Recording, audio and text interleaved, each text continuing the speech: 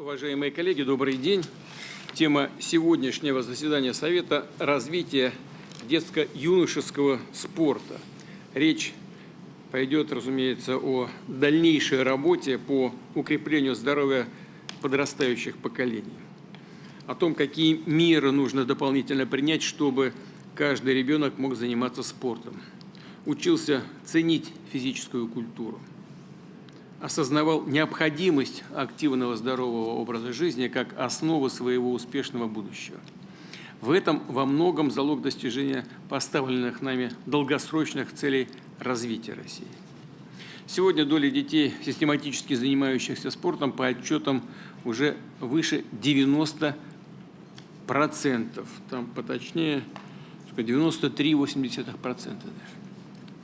Но эти цифры не отражают главного результата занятий, как важно, как влияют эти занятия на здоровье ребенка, его учебу, физическое и общее развитие.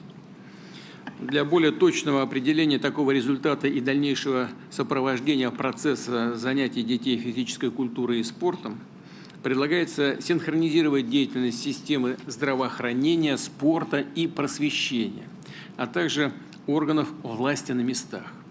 Прошу правительства обеспечить решение этой задачи, в том числе с привлечением наших ведущих научных организаций, Национального центра спортивной медицины, разработать соответствующие ориентиры и показатели, методики и критерии оценки для всех, кто отвечает за образование и физическое воспитание детей, за охрану их здоровья.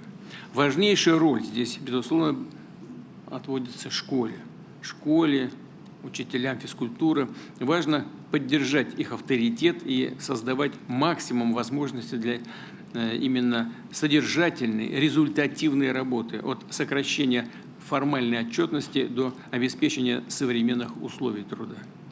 Было бы правильно узнать мнение и самих учителей. Уверен, педагоги с готовностью расскажут, что конкретно необходимо для того, чтобы дети стремились на урок физкультуры и с удовольствием занимались. Надо обеспечить, чтобы дети занимались физической культурой. В полной мере это относится и к внеурочной работе. Дополняя основную образовательную программу, занятия спортом должны быть не только достаточными по объему и полезными для здоровья, но и по-настоящему интересными. Работу тех же школьных спортивных клубов надо строить так, чтобы они стали привлекательными для ребят и по форме, и по содержанию. Здоровье как основной ориентир развития спорта и продвижения ценностей физической культуры среди молодежи обязывает качественному медицинскому сопровождению занятий. Всестороннее, гармоничное физическое развитие детей – общая задача школьных медработников и учителей. И важно системно мониторить спортивные результаты ребят, формировать учебно-тренировочные планы с учетом их индивидуальных особенностей. Да, это непростая задача, естественно, но нам нужно выходить именно на такой более высокий и эффективный уровень работы. Задачи врачебной физкультурной деятельности в спорте в целом следует утвердить в стратегии развития спортивной медицины до 2030 года. Прошу заняться ее формированием правительству, Федеральному медико-биологическому агентству, ну и, конечно, регионам. Новые подходы в сфере детско-юношеского спорта должны найти отражение и в сервисах наших государственных информационных систем. Они призваны содержать не только данные о тех, кто регулярно занимается физкультурой, но и о динамике их здоровья, рекомендации по объемам и качеству нагрузки. Доступ к такой персональной информации, безусловно, должен быть ограничен. Информация должна быть защищена, и она должна находиться в распоряжении только тех, кто имеет доступ к такой информации или должен иметь доступ к такой информации. Имеющихся соответствующих знаний, информация, в которой погружены соответствующие знания о человеке, о его квалификации, разрешениях и так далее. Здесь хотел бы обратить внимание на организации, видах деятельности которых прописано оказание физкультурно-оздоровительных услуг. В связи с чем я об этом упомянул? В связи с тем, что одно дело, если эти услуги, физкультурно-оздоровительные услуги, если эти услуги предназначены для совершеннолетних людей, а другое дело, когда речь идет о подростках и детях. И более того, чаще всего эти организации ориентированы на работу с подростками, даже с малышами. А ведь мы знаем с вами, любая работа с детьми по сути своей педагогическая. Не случайно мы объединили программы дополнительного образования и стандарты спортподготовки. Вернули тренерам высокий статус педагога. Не только для того, чтобы стаж там у них шел должным образом и так далее, но это и для статуса дело. Я прошу правительство дать предложение, как обеспечить контроль качества и содержания спортивных услуг, оказываемых детям. Еще одна базовая тема – это доступность занятий спортом и физической культурой. Что в целом сделано по этому направлению, доложит министр спорта. Повторю, что приоритеты здесь – это адресная поддержка детей, особенно с ограничениями по здоровью, находящихся в трудной жизненной ситуации, помощь многодетным семьям. Словом, максимальная доступность для всех детей и занятий спортом, и участия в соревнованиях. Отрадно, что в организации детских спортивных праздников, состязаний активно участвуют представители отечественного бизнеса. Будем всемирно поощрять такие инициативы. Полагаю, специальную номинацию для меценатов спорта, благотворителей нужно учредить и в рамках национальной спортивной премии. Конечно же, нам всем нельзя останавливаться на достигнутом. Тем более, что в сфере подготовки спортивного резерва система детско-юношеских соревнований в целом выстроена. А вот по части турниров для любителей, для тех, кто не планирует карьеру в спорте высших достижений, здесь нужно еще поработать. Знаю, сейчас в ряде российских регионов создаются школьные спортивные лиги. У нас, вот, по-моему, присутствует на встрече министр просвещения. Да, вот Сергей Сергеевич, может быть, тоже расскажите, как это происходит, что происходит в этой сфере. И создаются целые группы команд, клубов, которые будут соревноваться друг с другом. Считаю, что такие лиги, причем по наиболее популярным, массовым видам спорта, должны быть во всех субъектах Российской Федерации. Прошу не затягивать этот процесс и предлагаю посвятить вопросам развития системы соревнований в России следующее заседание Совета по спорту. Давайте перейдем к нашей работе. Слово председателю комиссии Госсовета Российской Федерации по направлению физическая культура и спорт Дмитрию Вячеславовичу Миляеву. Пожалуйста, Дмитрий. Спасибо. Уважаемый Владимир Владимирович, уважаемые члены Совета, дети, их жизнь, здоровое и гармоничное развитие, безусловно, важнейший приоритет государственной политики нашей страны.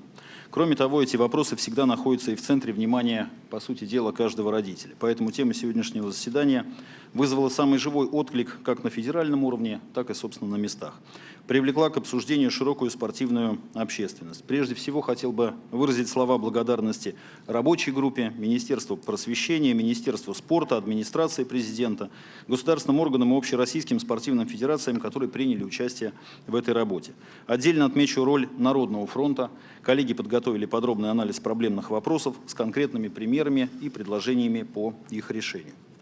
При подготовке заседания особое внимание уделяли реализации ваших, Владимир Владимирович, поручений, направленных на повышение доступности для детей спортивных занятий и, конечно, выполнение поставленных вами стратегических задач. Ключевыми элементами системы детско-юношеского спорта, ее, по сути, фундаментом являются образовательные организации от детских садов до вузов.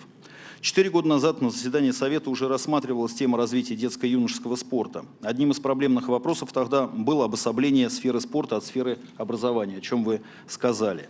Благодаря решениям Совета был принят закон о гармонизации. Спортивным школам возвращен статус образовательных организаций, детям, которые в них занимаются, статус обучающихся, а тренерам, соответственно, статус педагогических работников. Утверждены до 30-го года отраслевая стратегия и концепция развития детско-юношеского спорта. В результате численность детей в возрасте от 3 до 17 лет включительно, систематически занимающихся физкультурой и спортом, по итогам 2024 года действительно составила 24,3 миллиона человек, в том числе детей-инвалидов и детей с ограниченными возможностями по здоровью 737 тысяч человек. Доля детей, занимающихся физкультурой и спортом, превысила 93%, что больше показателя, который запланирован концепцией детско-юношеского спорта на 2024 год и даже, коллеги, на 2030 год. В систему дополнительного образования в области спорта вовлечено более 8 миллионов детей, из них 2,1 миллиона обучаются по программам спортивной подготовки. Во вступительном слове совершенно справедливо отмечена необходимость соответствия качественного результата достигнутым количественным значениям.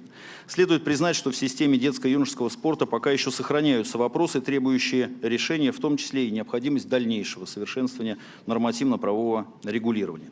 Все они, по сути, отражены в докладе. Кратко изложу их содержание, а коллеги меня дополнят.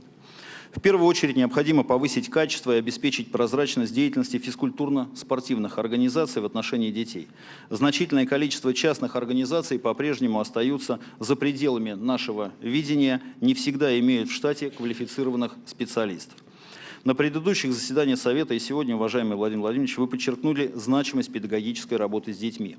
В этой связи полагаем целесообразность деятельность, связанную с физической подготовкой и физическим развитием детей, отнести к образовательной деятельности и использовать сложившиеся механизмы ее лицензирования и последующего контроля.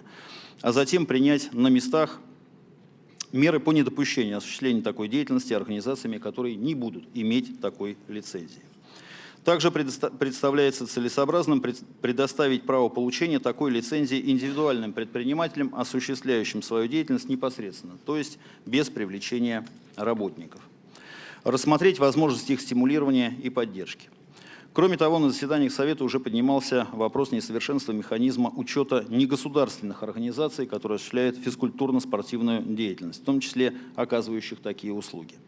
Для его решения предлагаем наделить Минспорта России полномочиями по ведению общего реестра таких организаций в единой информационной системе, определить критерии включения в такой реестр и исключения из него в случае несоответствия установленным требованиям.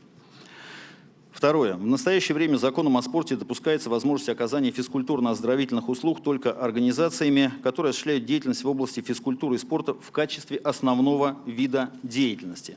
Предлагаем рассмотреть возможность предоставления такого права организациям оказывать такие услуги, если они заявлены в качестве одного из видов деятельности. Это, по сути, создаст дополнительные возможности для граждан в части сохранения и укрепления их здоровья. Третье. В настоящее время по итогам завершения одного из этапов спортподготовки в случае невыполнения установленных требований у спортсмена отсутствует возможность на законодательном уровне не только перевода на следующий этап условно, но и дальнейшей подготовки на текущем этапе. В то же время в законе об образовании предусмотрены нормы о переводе обучающихся, имеющих академическую задолженность в следующий класс или на следующий курс условно, а также о возможности повторного обучения. В целях защиты интересов учащихся и сохранения перспективных спортсменов по объективным причинам, не выполнивших установленные требования в конкретный момент, предусмотреть подобное положение для обучающихся по программам спортподготовки. Четвертое. Коснусь регулирования понятийного аппарата. В законах об образовании и об охране здоровья закреплены понятия педагогический работник, медицинский работник, фармацевтический работник. Законом о спорте предусмотрено только понятие специалист по спортивной медицине. Однако в законе о спорте отсутствует обобщенное понятие, включающее в себя специалистов в области физической культуры и спорта. При этом в ряде подзаконных актов термин «тренер» фактически применяется к иным специальностям, участвующим в спортивной подготовке, что, на наш взгляд, не вполне корректно. Считаем целесообразным закрепить обобщенное понятие, включающее в себя специалистов в области физкультуры и спорта с выделением понятия «специалист тренерского состава». Кроме того, требует дополнительного регулирования и вопрос тождественности терминов «тренер-преподаватель» и «тренер». Также, учитывая специфику командных игровых видов спорта и нормативные положения, регулирующие особенности их развития, полагаем необходимым закрепить соответствующее понятие в законе о спорте. Пятое. Для расширения возможности заниматься различными видами спорта, независимо от их массовости, с учетом интересов детей, предлагаем нормативно урегулировать также вопросы разработки и утверждения правил видов спорта, включенных в первый раздел Всероссийского реестра видов спорта. То есть речь идет о тех видах спорта, которые развиваются сегодня в менее чем половине субъектов нашей страны. Необходимо предусмотреть, тем не менее, возможность признания дисциплин этих видов, присвоения по ним спортивных званий и разрядов, чтобы дети, соответственно, имели возможность себя самореализовать в этих видах спорта. Шестое. Сегодняшней тенденцией является расширение применения во всех сферах жизнедеятельности разных типов некапитальных сооружений. По сути дела, современные строительные технологии позволяют создавать безопасные и качественные объекты некапитального характера, при этом снижая затраты на их строительство. 1 сентября вступил в силу закон, которым установлены полномочия и права на всех уровнях власти – федеральном, региональном, муниципальном – в части создания и содержания некапитальных спортивных сооружений. На таких объектах сегодня проводятся разного рода мероприятия спортивные, в том числе международные старты. Но они юридически не могут использоваться для учебно-тренировочных занятий. Аналогичная проблема затрагивает и капитальные сооружения, которые имеют закрытый контур без естественного освещения, несмотря на качественное искусственное освещение, которое отвечает всем требованиям. Одной из проблем является время тренировочного процесса. Еженедельные объемы спортивной подготовки на двух высших этапах составляют 24 и 32 часа и зачастую требуют проведения 2 тренировок в день. В этой связи предлагаем расширить диапазон для таких занятий с 7 часов утра до 21 часа вечера. Конечно же, урегулировать обозначенные вопросы надлежит при безусловном соблюдении требований к охране здоровья детей, их жизни, безопасности. Просим в этой части поддержать наши предложения. Владимир Владимирович, благодаря принятому вами 4 года назад решению в систему детского и юношеского спорта интегрирован школьный спорт, который, безусловно, обладает огромнейшим потенциалом. За этот период доля школ, в которых созданы школьные спортивные клубы, увеличилась очень серьезно в 2,7 раза, с 36 до 99%. Вместе с тем коллеги из Народного фронта, контрольного управления отмечают необходимость активизации деятельности и функционирования таких клубов. Одним из актуальных вопросов остается вопрос более четкого определения порядка их финансирования, а также стимулирования учителей физической культуры, которые организуют их работу. Благодарим за вашу инициативу о привлечении к данной работе Российского спортивного фонда. Ключевая задача развития детско-юношеского спорта – безусловно, создание условий для занятий детей на безвозмездной основе. Для повышения эффективности и финансирования таких клубов предлагаем внести изменения в закон о спорте, сохранив возможность создания клубов как структурного подразделения школы без необходимости создания общественных объединений. Безусловно, развиваются и спортивные лиги в каждом российском регионе. Понятие «школьной лиги» введено в закон о спорте чуть более 5 лет назад. За это время практика его применения показала, что только 20% лиг сегодня создаются в форме юридических лиц. Часть лиг создается в качестве структурных подразделений, но абсолютное большинство лиг сегодня сложилось без образования юридического лица, по сути, как система уникальных соревнований. В ряде случаев эти соревнования проводятся от муниципального этапа до всероссийского. Если будет такая возможность, Владимир Владимирович, коллеги готовы будут поделиться опытом в этой части. В этой связи предлагаем изменить подход к определению школьных спортивных лиг и регламентации их деятельности. Развитие спорта, особенно детско-юношеского, невозможно без совершенствования соревновательной деятельности. Следующие выступающие представят также ряд предложений по развитию системы соревнований, на что вы также, Владимир Владимирович, обратили внимание. Ну и мы готовы проработать данный вопрос более подробно в рамках реализации вашего поручения по теме уже следующего совета. Высокоприоритетным направлением решения задач кадрового обеспечения детско-юношеского спорта является реформирование системы оплаты труда тренеров и иных специалистов. По итогам 2024 года подготовку спортивного резерва осуществляли 86,6 тысяч тренеров-преподавателей, 2000 тренеров региональных центров спортивной подготовки, 2,6 тысяч тренеров-преподавателей и тренеров в сфере адаптивного спорта. За 2 года реализации закона о гармонизации рост средней заработной платы тренера-преподавателя составил 42%, увеличившись в 2024 году до 68,5 тысяч рублей.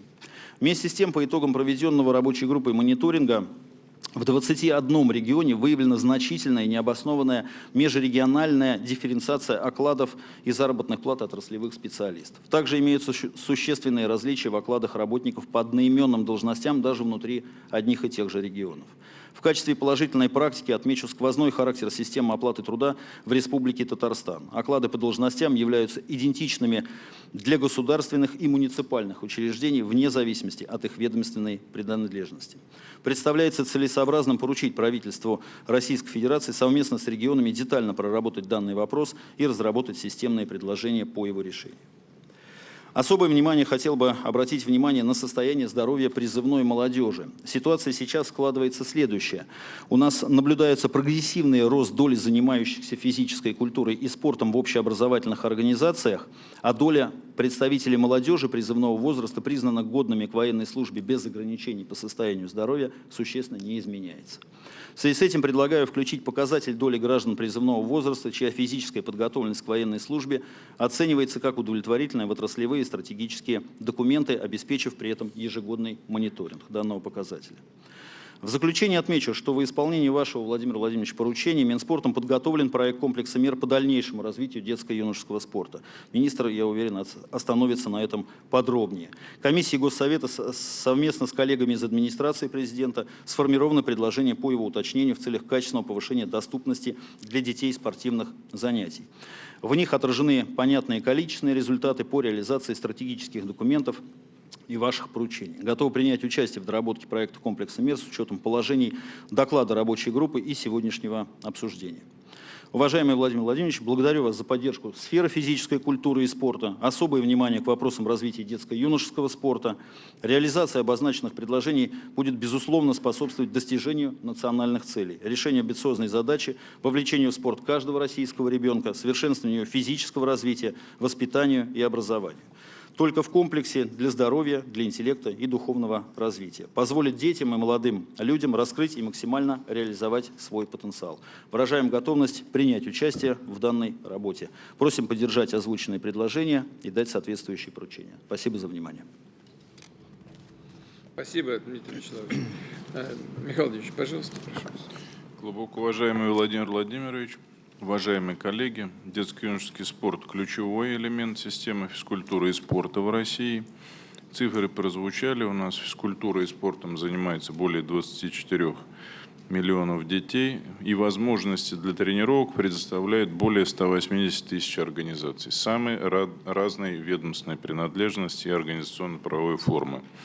В основном это образовательные учреждения, но также и спортклубы, спортшколы, секции при спортсооружениях, частные заведения. Поэтому мы полностью поддерживаем предложения комиссии Госсовета и рабочей группы о наделении Минспорта дополнительными полномочиями по ведению единого реестра, который уже дальше позволит принимать следующие меры от лицензирования до каких-то ограничительных мер и наведения здесь порядка. Непосредственно в системе спортивной подготовки спортивного резерва России в регионах и в целом по стране у нас работает 88 тысяч тренеров, которые занимаются более чем 2 миллионами детей и готовят их к соревнованиям. Для формирования единого физкультурно-спортивного образовательного пространства утверждена концепция развития детско-юношеского спорта до 2030 года. Первый этап мы уже реализовали, он выполнен совместно с федеральными органами исполнительной власти и регионами, поправили законодательство, приняли более 350 разных нормативно-правовых актов, проведена так называемая гармонизация. Также созданы цифровые инструменты, запущена ГИС «Спорт», государственная информационная система. Она реализует сервисы для записи в спортивные школы, на массовые мероприятия, постоянно дорабатывается, и ее функционал растет. В этом году мы приступили ко второму этапу, 25-30 годы, который направлен уже на повышение доступности спорта для каждого ребенка. Минспортом подготовлен проект распоряжения правительства о внесении изменений в концепцию и план мероприятий по ее реализации. С учетом ежегодного мониторинга результатов есть что поправить и достижения целевых показателей. Мы до конца года планируем его утвердить. Также по вашему поручению разработан комплекс системных мер по дальнейшему развитию детско-юношеского спорта, включая обновление нормативной базы, стандартов подготовки спортивного резерва, совершенствование профессиональных требований к тренерскому составу, создание единой системы мониторинга и распространение лучших региональных практик. Они у нас есть. По вашему поручению регионам рекомендовано обеспечить полное финансирование спортшкол в соответствии с федеральными стандартами. Для этого в субъектах были утверждены дорожные карты по поэтапному повышению объемов финансирования. И вот в период с 2017 по конец прошлого года объем финансирования спортшкол увеличился более чем в 2 раза. Со 145,5 миллиардов рублей в 2017 до 300, почти 12 миллиардов рублей в год. Но, несмотря на это, пока уровень обеспеченности дошел до 74%. Об этом постоянно мы с губернаторами на встречах говорим, и этот процент надо доводить до 100%. Минспорт России сам ежегодно направляет дополнительно 1 300 000 000 из федерального бюджета на подготовку спортрезерва. В первую очередь мы даем средства на оснащение оборудованием, спортинвентарем. Но важно эту работу с регионами нам усилить и обеспечить полное финансирование спортивных организаций, которые реализуют программу спортивной подготовки. В соответствии с вашим поручением о минимизации избыточных финансовых затрат со стороны семей на детский спорт, Минспорт ввел запрет на взимание заявочных взносов спортсменов до 18 лет. Сейчас мы проводим мониторинг вместе с федерациями по видам и регионами по всем соревнованиям. Аналогичные меры в регионах реализуют местные органы власти. Утверждены также методические рекомендации по развитию 24 видов спорта с невысокой стоимостью инвентаря, которые приведут к массовому притоку ребят в секции, их обеспечению. Также введены у нас впервые критерии к программам регионов, которые обеспечат бесплатные занятия спортом для детей, а также к комплексам мер дополнительной поддержки тренеров-преподавателей. Вот уже в рамках исполнения вашего летнего поручения от 20 июля 2024 года в 41 регионе утвердили региональные программы, которые обеспечивают бесплатные занятия спортом, прежде всего для детей из малообеспеченных семей. А в 36 регионах приняты комплексы мер по доп. Поддержке тренеров-преподавателей. Эту работу мы вместе с губернаторами усилим до полного охвата всех 89 регионов. Теперь о работе с Минпросвещения России. Это наш партнер. Мы в марте этого года утвердили межотраслевую программу развития школьного спорта до 30 года совместным приказом. Она включает в себя мероприятия по созданию спортклубов, лиг, проведение спортивных соревнований, все показатели по охвату детей, выполнивших нормы ГТО, например. Ну и вот в результате на сегодняшний день создано 38 500 школьных спортивных клубов. Они практически действуют уже в 99 с лишним % школ. Но для обеспечения дальнейшего развития школьного спорта мы предлагаем вместе на двоих, Минспорт и Минпросвещение, создать единого оператора школьных лиг. Он централизует всю организацию проведения соревнований во всех школах России.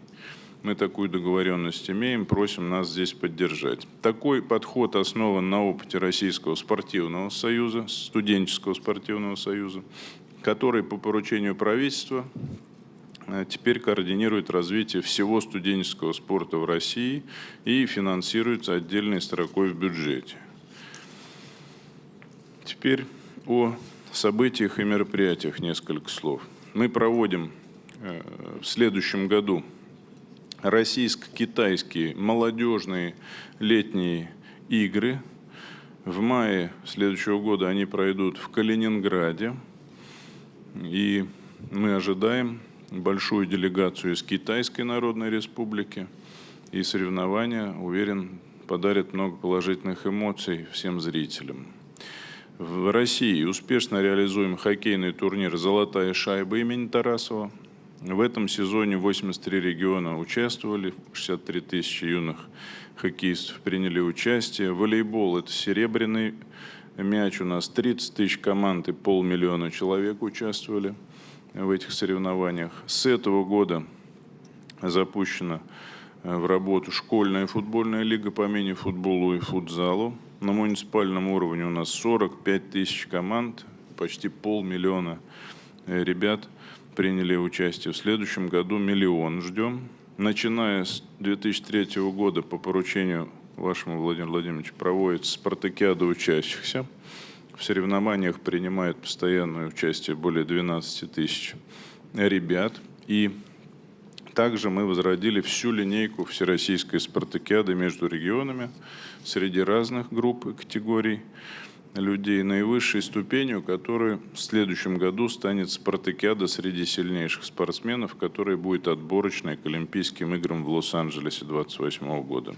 И в заключение хочу сказать, что в соответствии с поручением президента создан Российский спортивный фонд, который формируется за счет целевых отчислений от букмекерской деятельности. Его ключевая задача – системная поддержка и развитие детско-юношеского спорта. Фонд начал работу, уже первые выплаты получили федерации водных видов спорта, гимнастики, тенниса, дзюдо. И детско-юношеский, массовый и адаптивный спорт как приоритетные направления деятельности фонда будут получать финансирование не менее 60% по прогнозам от всего объема средств. Контроль за расходованием которого до этого в принципе не существовало как института, согласно закону будет осуществлять Счетная палата и попечительский совет фонда, сформированный распоряжением правительства. Доклад окончил. Благодарю за внимание. Спасибо, Михаил Владимирович. Сергей Сергеевич, пожалуйста, прошу вас. Уважаемый Владимир Владимирович, уважаемые члены Совета, спорт, физическая культура среди безусловных приоритетов системы образования. И наша задача вовлечь в занятия спортом максимальное количество детей и подростков. Но главное, как вы, Владимир Владимирович, сказали, создать условия, чтобы возникала и сохранялась внутренняя потребность, личная тяга к физическим занятиям, упражнениям, чтобы с самого раннего детства они вошли в правильную, полезную привычку. Работу здесь мы ведем совместно с Министерством спорта, регионами, спортивными федерациями. Хочу отдельно поблагодарить Федерации самбо, дзюдо, шахматы, легкой атлетики, Российский футбольный союз, а также всех специалистов, тренеров, наставников, кто активно работает со школьниками. Какие результаты за 5 лет мы достигли? Действительно, как вы сказали, Владимир Владимирович, охват более 90%. У нас также существенно увеличился число ребят, занимающихся спортивных школьных клубов с 2 миллионов до 5,8 миллиона. То есть практически в 3 раза.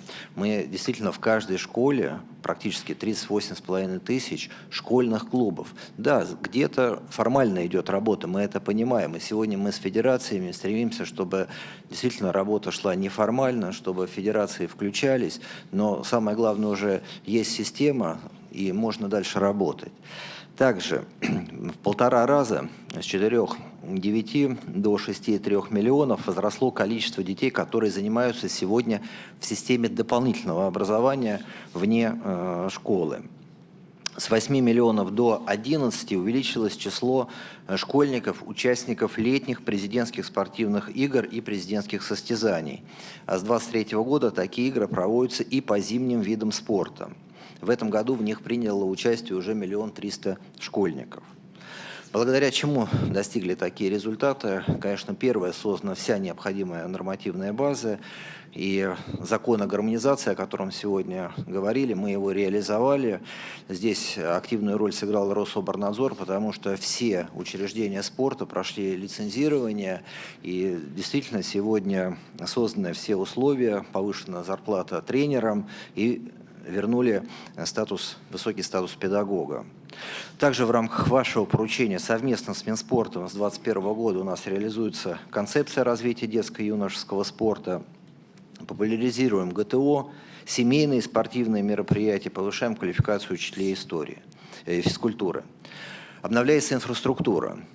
Очень это важно. Мы обновили материально-техническую базу более чем в 5000 школ.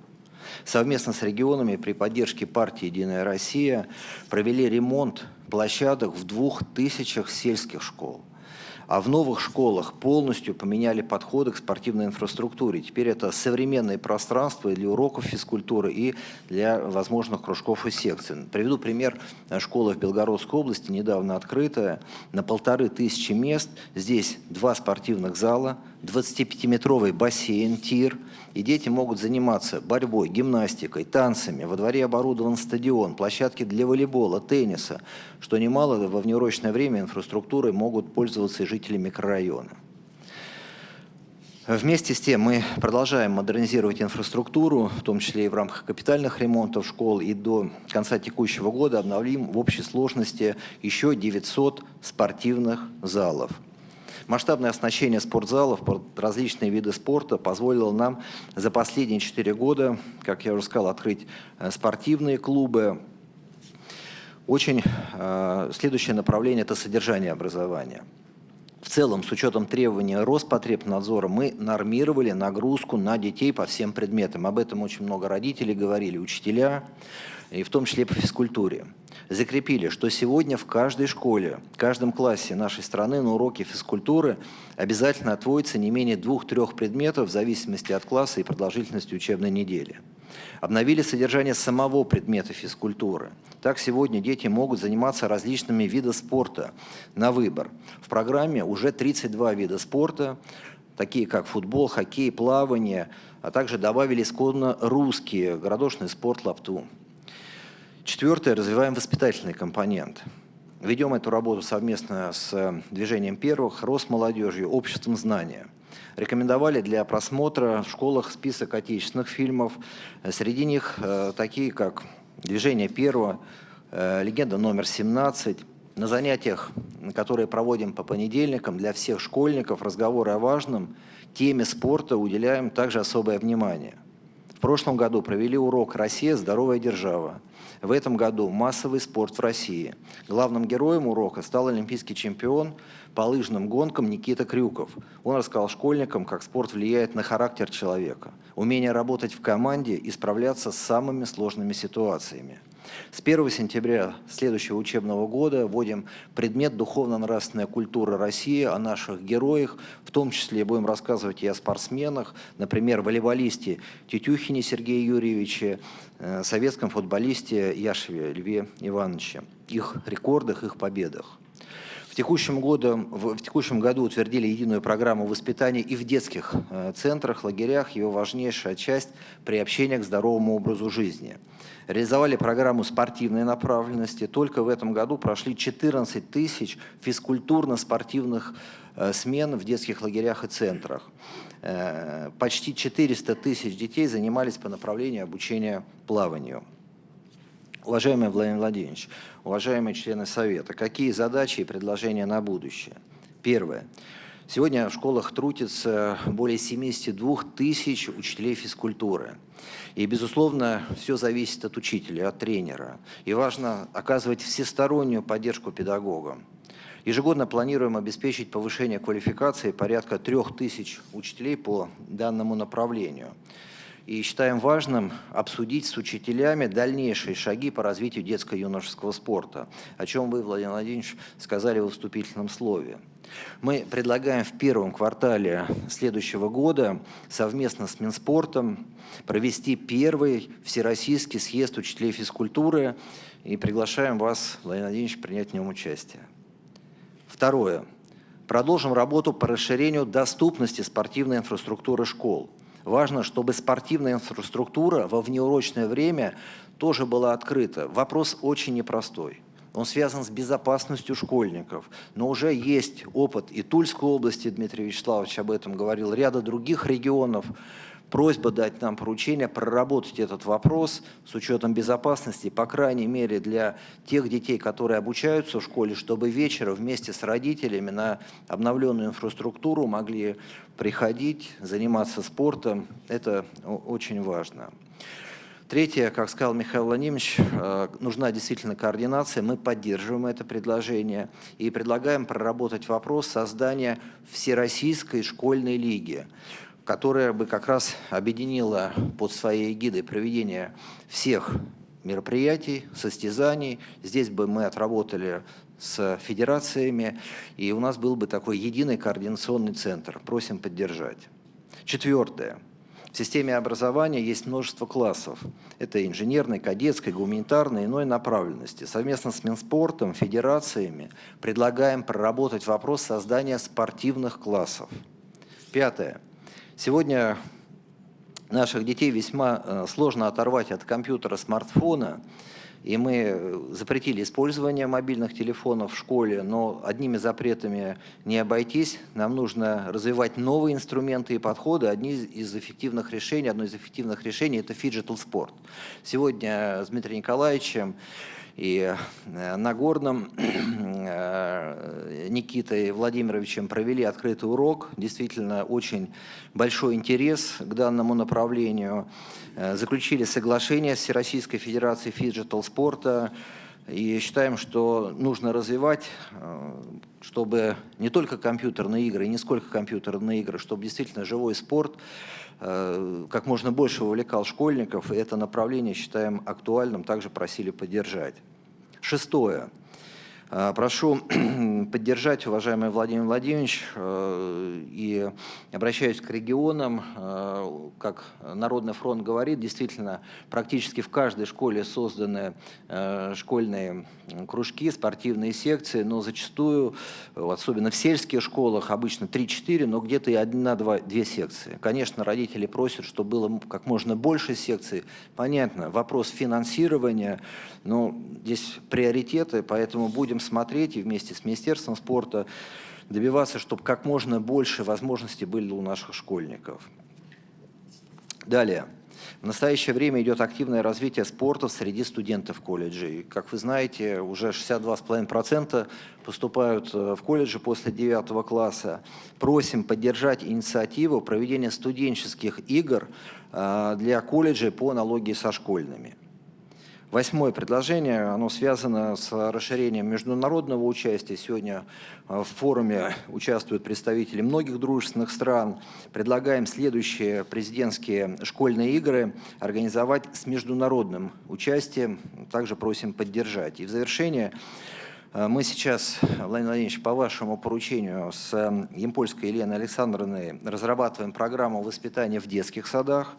И в ней обязательно уделим внимание формированию здорового образа жизни и азам спортивной подготовки уже с детского сада, так как важно формировать эти привычки с самого раннего возраста.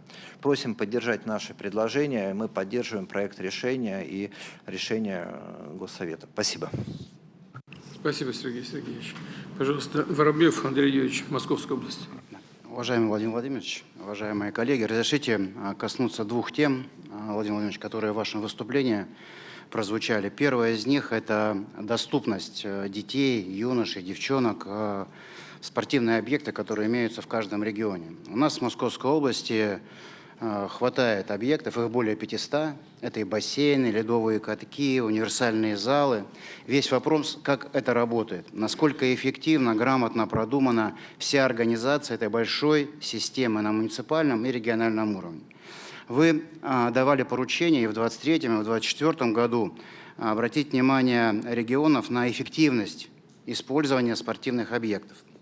В этой связи мы первое, что сделали, отказались от бумаги. Что это значит? Значит, что посещение спортивного комплекса, запись в секцию и так далее идет без бумаги. Потому что бумага может перетерпеть все, что угодно. А тогда, когда это оцифровано, когда есть четкие цифровые данные, это имеет совершенно другое значение.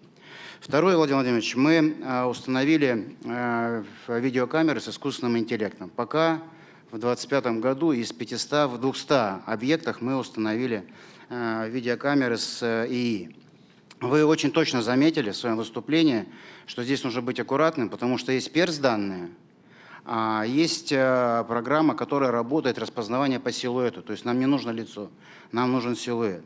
Мы увидели, что каждый спортивный комплекс, как бы он хорошо ни работал, как бы здорово из самоотдачи не работал тренер, всегда есть зазор на эффективность, на грамотное планирование. Например, в первой половине дня это старшее поколение, активное долголетие, а потом дети приходят. И вот такая практика комиссии Госсовета нами обсуждалась. И мы считаем, что в случае ее тиражирования был бы очень заметный эффект.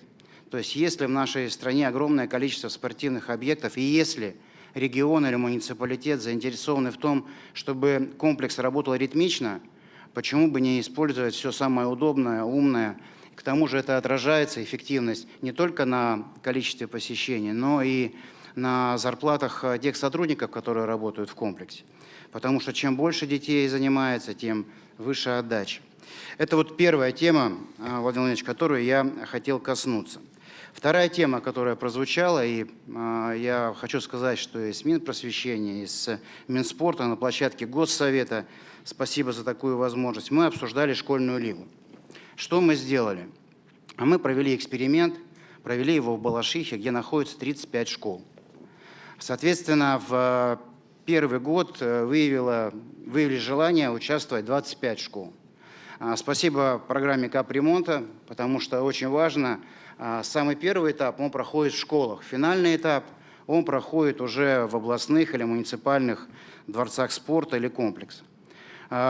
Очень заводная идея, очень эмоциональная, которая предполагает и привычку заниматься спортом, и повышает престиж учителя физкультуры, который до этого, мы все его знаем, уважаем и любим, но не имел вот такой возможности. И, конечно, когда ребенок приглашает своих родителей на такие соревнования, вряд ли родители могут отказаться прийти.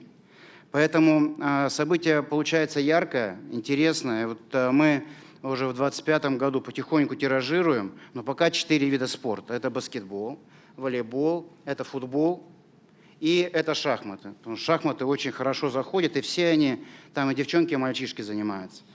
Поэтому я хотел сказать, что мы опробировали и протоколы соревнований, и их формат. Начинаются они, если не с сентября, то с октября месяца, а финальная часть уже проходит в апреле-мае, когда заканчивается учебный год, кульминация, соответственно, они проходят уже на региональном уровне. В свое время вы поддержали ночную хоккейную лигу. Это 11 или 10 год был. Давно это было. И тогда было то ли 70, то ли 90 команд. Сейчас команд 1500. Построены десятки, если не сотни, ледовых катков, открытых, закрытых. И, конечно, если бы, Владимир Ильич, мы могли бы вас пригласить, и вот это касание, вот этот статус приобрела бы школьная лига, мне кажется, все бы заработало гораздо веселее и успешнее. Спасибо за внимание. Спасибо. Посмотрим обязательно там по планам. Хорошее дело. Вероника Игоревна, пожалуйста. Спасибо большое, уважаемый Владимир Владимирович, уважаемые коллеги. Все выступающие сейчас докладывали о развитии массового детско-юношеского спорта и о создании условий для раскрытия любого таланта. И действительно, в последние годы существенно увеличилось число детей и подростков, которые достигают высоких результатов и попадают сначала в региональные сборные команды, а потом в национальные сборные команды. В целом во всем мире отмечается тенденция к омоложению спорта высших достижений. И в сборных командах России уже в среднем 38% несовершеннолетних спортсменов, в национальных сборах более 13 тысяч. При этом по некоторым видам спорта существенно больше эта доля, свыше 60%. Регулярное воздействие экстремальных физических нагрузок на формирующийся организм ребенка требует квалифицированного медико-биологического сопровождения для обеспечения баланса между высокой результативностью спортивной и сохранением потенциала здорового развития и спортивным долголетием. В соответствии с вашим указом, Владимир Владимирович, с мая 2025 года активно работает Национальный центр спортивной медицины, в структуре которого организовано специализированное детское подразделение, которое тесно взаимодействует с многопрофильным медицинским центром здоровья детей и подростков Федерального медико-биологического агентства. Совместно с Министерством спорта мы наладили согласованную деятельность научных медико-биологических групп Национального центра спортивной медицины и комплексных научных групп Минспорта, что позволило нам совместно внедрить мониторинг индивидуальных параметров здоровья и функционального состояния спортсменов непосредственно в тренировочный процесс и у кромки поля, и с применением носимых биосенсорных устройств. И таким образом предотвращать перетренированность, развитие синдрома дефицита энергии и других неблагоприятных факторов. Совместно мы создаем персонифицированные программы подготовки конкретных спортсменов с применением инновационных методов биомеханического моделирования, нутритивной и психологической поддержки. По поручению Дмитрия Николаевича Чернышенко разработанные инновационные подходы в пилотном режиме были внедрены в деятельность сначала 2 спортивных федераций легкой атлетики и гимнастики, а в последнее время начата работа еще с 9 федерациями по летним и зимним олимпийским видам спорта, а также Всероссийской федерации фиджитал-спорта. В соответствии с указом Национальный центр спортивной медицины приступил к внедрению единой методологии медико-биологического сопровождения несовершеннолетних спортсменов в региональных сборных командах. Всего это более 400 тысяч человек, а детей и подростков более 160 тысяч. Упорядочивает взаимодействие с регионами формируемая единая цифровая система спортивной медицины, которая включает Федеральный регистр здоровья российских спортсменов и единую базу допусков к спортивной деятельности. Отдельный модуль этой системы создан для юных атлетов до 18 лет. Данная цифровая система интегрирована с цифровой платформой «Мой спорт» и позволяет обеспечивать преемственность в сопровождении спортивной деятельности на всех этапах подготовки спортсменов при переходе из команды в команду, из клуба в клуб и так далее. Подключение региональных организаций к цифровой системе спортивной медицины опробировано в 9 пилотных субъектах Российской Федерации. В процессе подключения еще 20 регионов.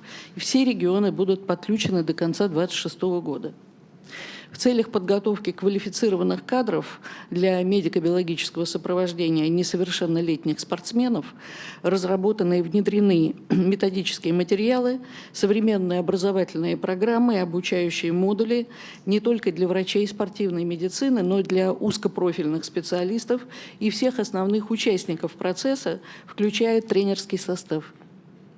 Эта работа проводится совместно с ведущими кафедрами спортивной медицины и спортивной физиологии не только медицинских, но и физкультурных вузов по всей территории страны. Глубоко уважаемый Владимир Владимирович, с учетом создания и внедрения единой методологии медико-биологического обеспечения спорта высших достижений, просим вас поручить правительству Российской Федерации совместно с Федеральным медико-биологическим агентством проработать вопрос о контроле за осуществлением медико-биологического сопровождения спортсменов в региональных сборных командах, особенно несовершеннолетних спортсменов. Это позволит гарантированно повысить качество медико-биологической подготовки спортсменов в каждом субъекте Российской Федерации. Спасибо большое. Вероника Игоревна, вот региональные команды – это правильно, абсолютно мы поддержим. Безусловно, Дмитрий Николаевич тоже наверняка согласен с этим. Но как нам организовать медико-биологическое сопровождение в более широком масштабе, в школах, если там вот сейчас создаются школьные лиги, школьные соревнования будут проходить, университетские команды и университетские соревнования в вузах? Владимир Владимирович, я просто вынуждена предупредить, что это не полномочия Федерального медико-биологического Да-да-да, агентства, это я понимаю. а Минздрава. Но как это организовать? Мы знаем и готовы в этом принять участие. Я вас как раз об этом хотел попросить. ФМБА занимается спортом высших достижений, понятно, здесь очень многое сделано. Но если вот как два министра докладывали, у нас пойдет движение, и об этом сказал губернатор Московской области, на уровне школ, вузов. В вузах уже есть, но тем не менее, если это будет развиваться, еще тем более в школах, сопровождение нужно обязательно. Мы обязательно примем самое активное участие. Спасибо. Уважаемые коллеги, перед тем, как предоставить слово Дмитрию Николаевичу, заместителю председателя правительства, который у нас ведет это направление, я бы хотел обратиться ко всем присутствующим с вопросом, есть ли что-то, что вы хотели бы добавить или обратить на что-то внимание. Да, Петр Михайлович, пожалуйста. Владимир Владимирович, спасибо большое. Фродков, Всероссийская Федерация легкой атлетики. Я коротко хотел бы в рамках той дискуссии, которая сейчас состоялась, два предложения, если позволите. Говорилось о роли тренеров в детско-юношеском спорте. Я хотел бы более сфокусированно подчеркнуть роль первого тренера молодого спортсмена, ребенка. Мы в федерации, но я уверен, что коллеги по другим федерациям меня поддержат, прекрасно понимаем, что эту роль нельзя недооценивать. Это, собственно, фундамент создания базы молодого спортсмена. Но очень редко получается, когда этот тренер сопровождает спортсмена, если он дальше идет по карьерной лестнице, всю его спортивную жизнь, начиная от спортшколы, заканчивая выступлениями на национальных и международном уровне. И когда у молодого спортсмена, опять-таки, карьерная лестница идет спортивное развитие, у него новые горизонты и новые достижения, то чаще всего тренер меняется. И, к сожалению, первый тренер не получает, в том числе, вознаграждения за те результаты, которые достигает его воспитанник. Поэтому часто мы видим, что пропадает иногда мотивация или тренер не заинтересован в том, чтобы развивался его подопечный, чтобы переходил в другие организации, к другому тренеру, и тем самым мы, скажем так, не совсем стимулируем развитие талантливых спортсменов.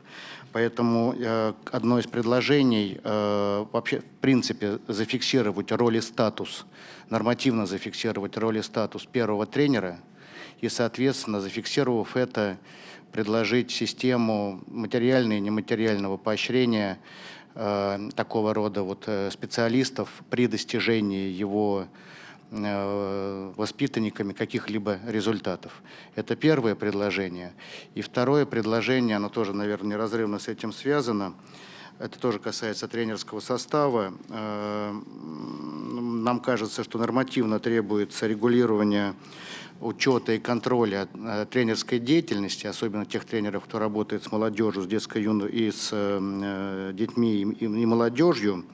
И самое главное – это мониторинга профессионального соответствия их занимаемой должности ими. Поэтому об этом уже сегодня говорил Дмитрий Вячеславович. Мы бы тоже предложили не только с точки зрения будущих работодателей этих тренеров, а в первую очередь комфорта родителей, которые должны иметь открытый доступ к информации о тех тренерах, где занимаются их дети, предложить изменения в закон о спорте в части, касающейся полномочий федераций, общероссийских федераций, ведения реестра по их видам спорта, а Минспорту России ведение единого реестра таких тренеров.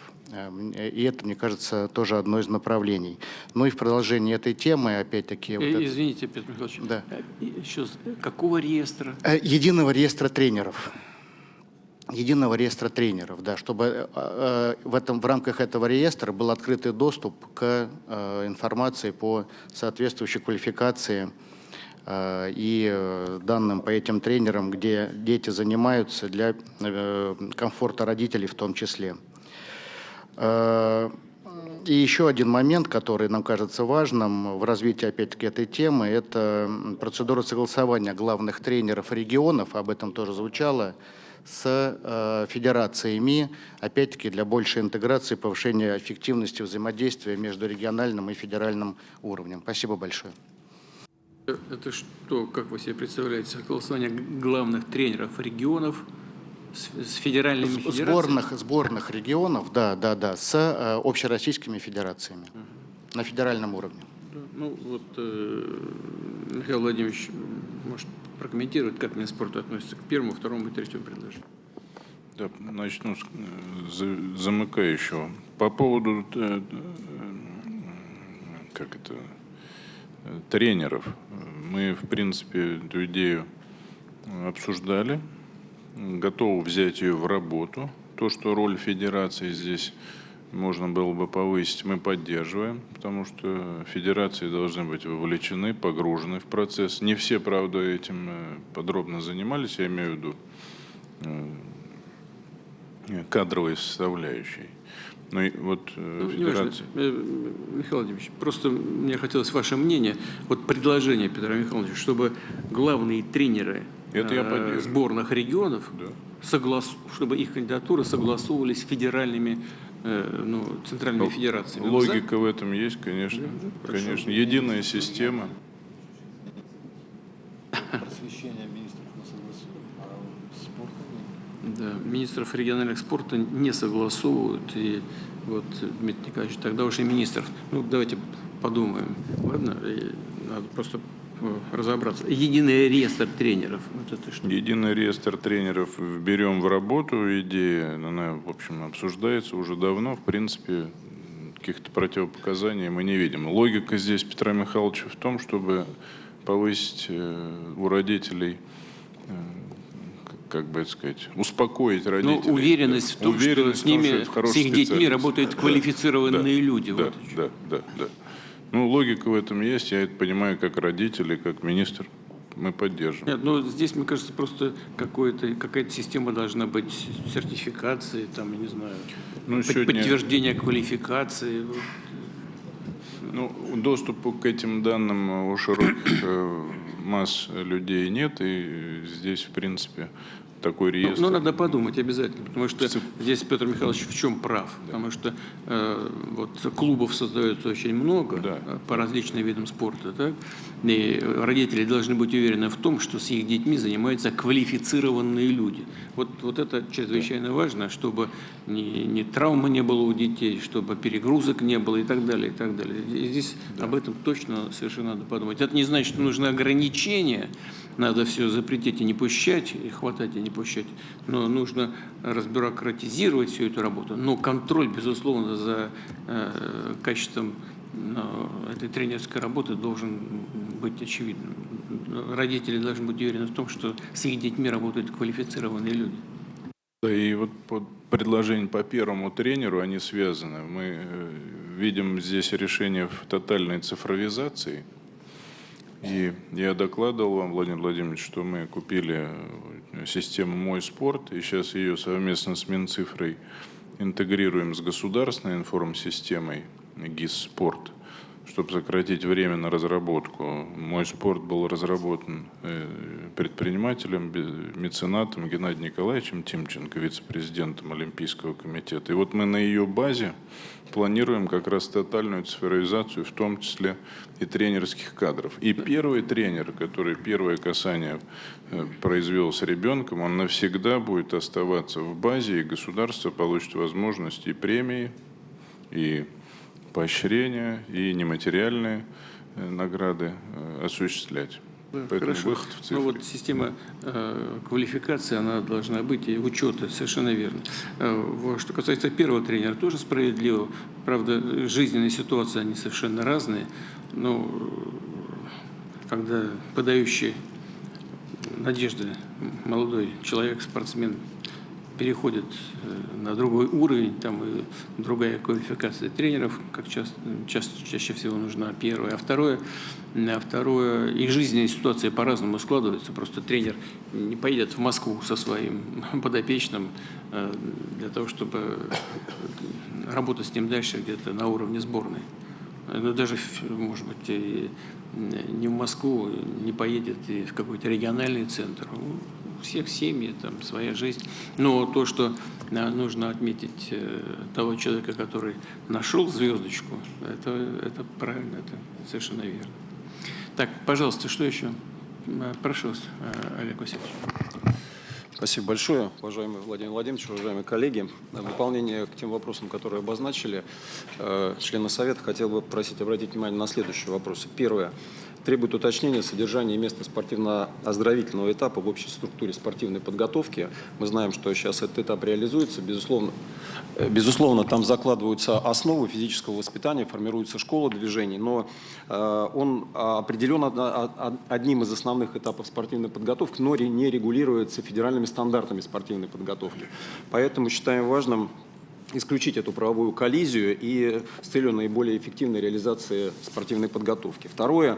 Сегодня, к сожалению, широко распространена практика, когда организации, используя в своих наименованиях слова с указанием на вид спорта, не связанные с общероссийскими спортивными федерациями, дублируют их деятельность, выдавая неофициальные соревнования за официальные, что создает риски для работы федерации и публичного порядка в спорте. Один пример только приведу. В Алтайском крае зарегистрирован Союз Федерации борьбы самбо и дзюдо.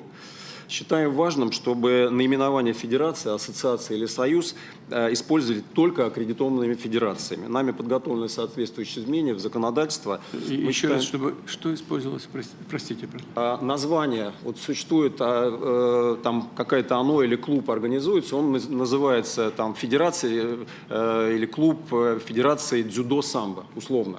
Но он никакого отношения к Всероссийской Федерации не имеет, в реестре его нет. Они оказывают услуги некачественные с учетом того, что неквалифицированные тренеры там работают. Чтобы исключить коллизию, предлагается внести изменения в законодательство, которые позволили бы только использовать эти наименования аккредитованными федерациями.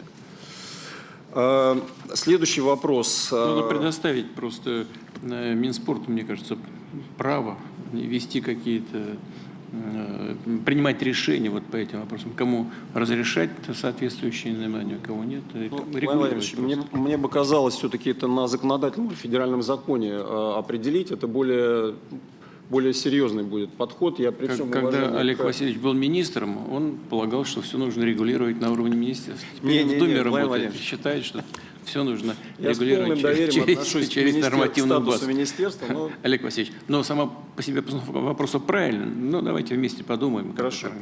Спасибо. Очень важный вопрос, о чем сегодня тоже коллеги говорили, это учет занимающихся физической культурой и спортом. У нас сейчас, к сожалению, отсутствует единая система учета и частые изменения в методиках и возрастных группах, а также ведомственные различия, которые приводят к разрождению в статистике. Это затрудняет объективную оценку реальной ситуации с учетом систематически занимающихся физической культурой и спортом, и, как следствие, ведет к усложнению процесса планирования и управления. Целесообразно обеспечить ведомственную сопоставимость показателей численности детей и молодежи, занимающихся всеми формами и видами двигательной активности, что позволит избежать дублирования учета статистических данных. Сегодня уже говорили о единой цифровой платформе. Мне казалось, будет целесообразным, если туда данные будут интегрированы всех систем и образования, и медицины. Это позволит нам, повторяю, более объективные и верифицированные данные получать. И также предлагаем ввести изменения в формы федерального статистического наблюдения, содержания, сведения, касающиеся детско-юношеского спорта, с учетом их международного характера и унификации данных, а также приведение в соответствие с законодательством Российской Федерации. И четвертое – это подготовка профессиональных кадров. Я бы назвал это как базовый элемент вообще развития отрасли. Мы понимаем, что сегодня отрасль привлекает все больше и больше внимания и, соответственно, необходимость подготовки квалифицированных специалистов. При этом видим, что отмечается в некоторых регионах дефицит профессиональных кадров, в частности, в сельской местности. Конечно, есть программа, которая сейчас будет реализована, я уверен, успешно, сельский тренер, но необходимо, с моей точки зрения, качественное планирование процесса подготовки специалистов в соответствии с прогнозом кадровой потребности. В настоящее время по направлению физическая культура и спорт 117 образовательных организаций осуществляют подготовку, 13 филиалов. Это учебные заведения Министерства просвещения, Министерства спорта, и Минобрнауки. Мне казалось, было бы целесообразно провести аудит, выявить корреляцию между потребностями отрасли в кадрах, контрольными цифрами приема, количеством выпускников, процентом трудоустройства выпускников по специальностям и созданием новых рабочих мест с учетом количества вакансий в динамике с 2020 по 2025 год для того, чтобы выстроить стратегию до 2036 года. В настоящее время рядом федеральных ведомств, в частности Министерством здравоохранения, предлагаются некоторые решения данной проблемы. Мне кажется важным изучить этот опыт и найти подходы к применению с учетом специфики отрасли. И учитывая, что это первостепенное значение имеет стратегия кадровой политики, я просил бы рассмотреть возможность одно из ближайших заседаний Совета посвятить именно тематике кадровой политики, подготовки профессиональных кадров. Прошу поддержать предложение и дать соответствующее поручение, Владимир Владимирович. Хорошее предложение, спасибо большое. Так, пожалуйста, коллеги, прошу вас. Я? Да, пожалуйста, а потом ваш сосед. Ну, мы здесь, да. Давайте я, а потом. Ага. Спасибо большое, Владимир Владимирович. Кузнецов Михаил, Народный фронт. Уважаемый Владимир Владимирович, уже коллеги ссылались на часть данных опросов. Я очень коротко, с учетом дефицита времени, интегральные цифры. Мы пообщались с 18 тысячами родителей, с несколькими тысячами учеников, учителями, детскими тренерами, учителями физкультуры. На уровне города доступность спорта родители и ученики оценивают порядка 70%. В сельской местности доступность падает до 47%. То есть у нас вот главная зона роста – это, соответственно, сейчас доступность спорта в сельской местности. Остановлюсь на нескольких проблемах. Расходы на спорт, конечно, беспокоят родителей больше всего. 70% родителей доплачивают за детские занятия в бюджетных учреждениях. У нас есть небольшая положительная динамика за год. На 7% меньше стали платить, но те, кто платят, стали платить больше. У нас четверть родителей платят более 5000 рублей в месяц. И, конечно, настоящая проблема это становится для многодетных семей. Сами секции почти всегда бесплатные для многодетных, а вот инвентарь, поездки на соревнования, они требуют десятков, иногда даже сотен тысяч рублей для многодетной семьи в год. Поэтому есть предложение посмотреть на возможность поддержки именно многодетных семей в части инвентаря спортивного и в части поездок. Хотя бы эту проблему попробовать здесь сдвинуть. Владимир Ильич, треть родителей сообщают, что ребенок не ездит на все плановые соревнования, потому что не может себе этого позволить. Отчасти это, конечно, может компенсироваться то, о чем говорил Андрей Юрьевич, школьными лигами, да, не только профессиональными соревнованиями.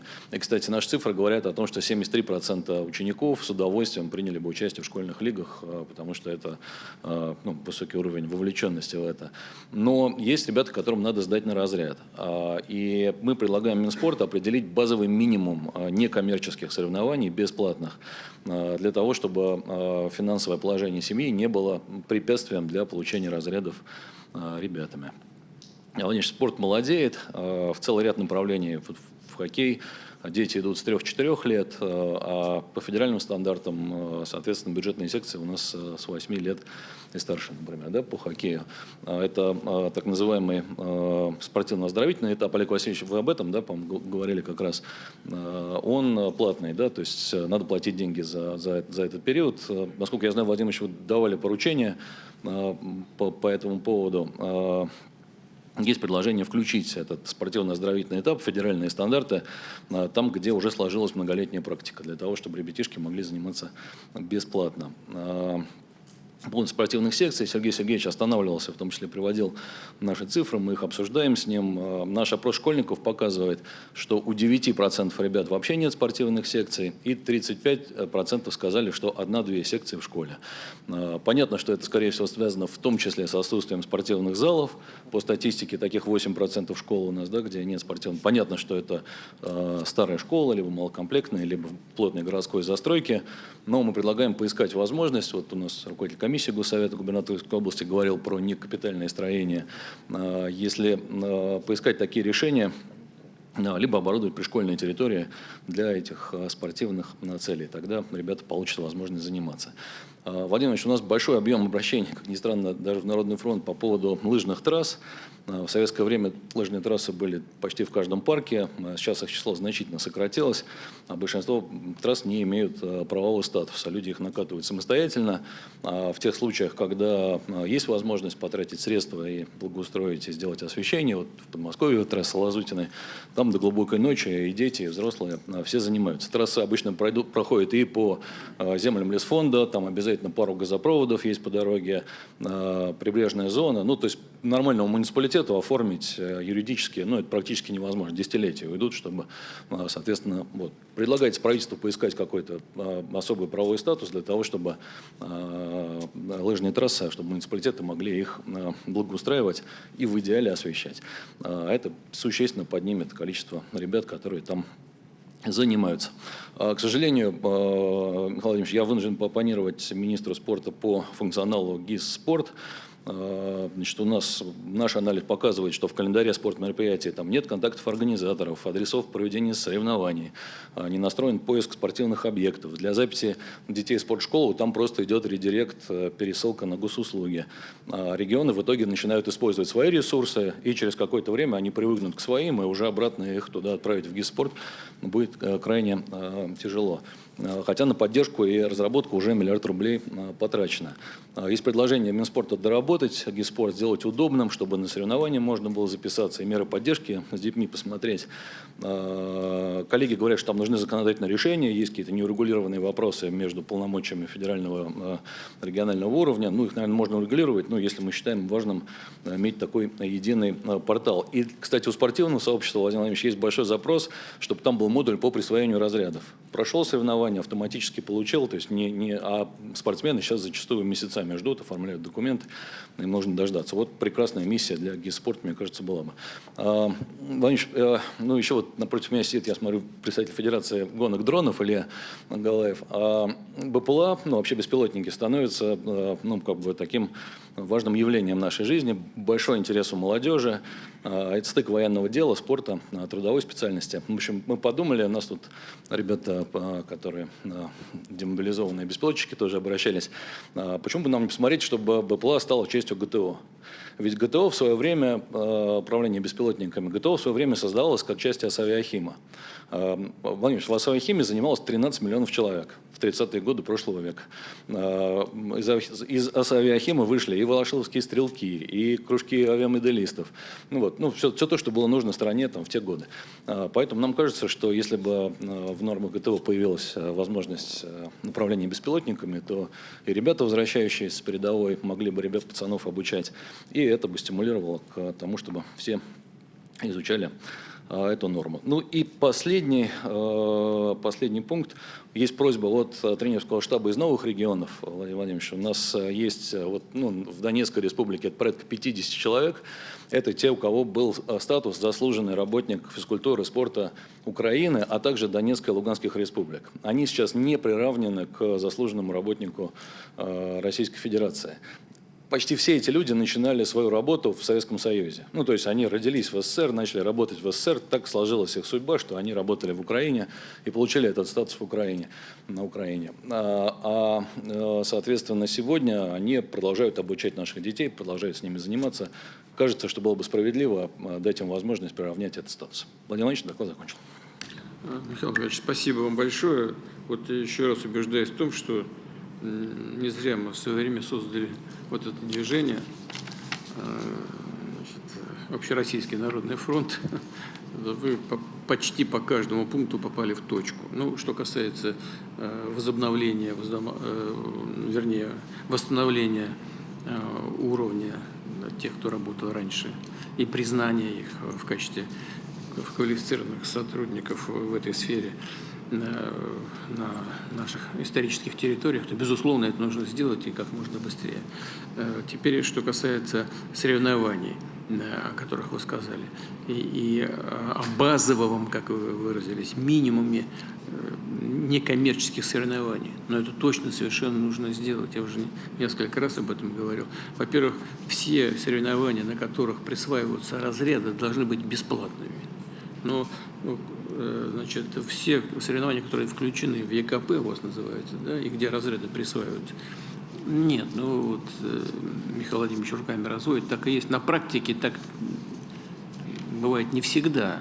Бывает, что эти права передаются проводить соревнования в образованные при федерациях всякие, значит, лиги, там еще чего-то. А там, чтобы принять участие, там надо заплатить и за участие в лиге, и там надо заплатить за так называемый стартовый взнос, или как там придумывают все подряд, так только бы деньги содрать.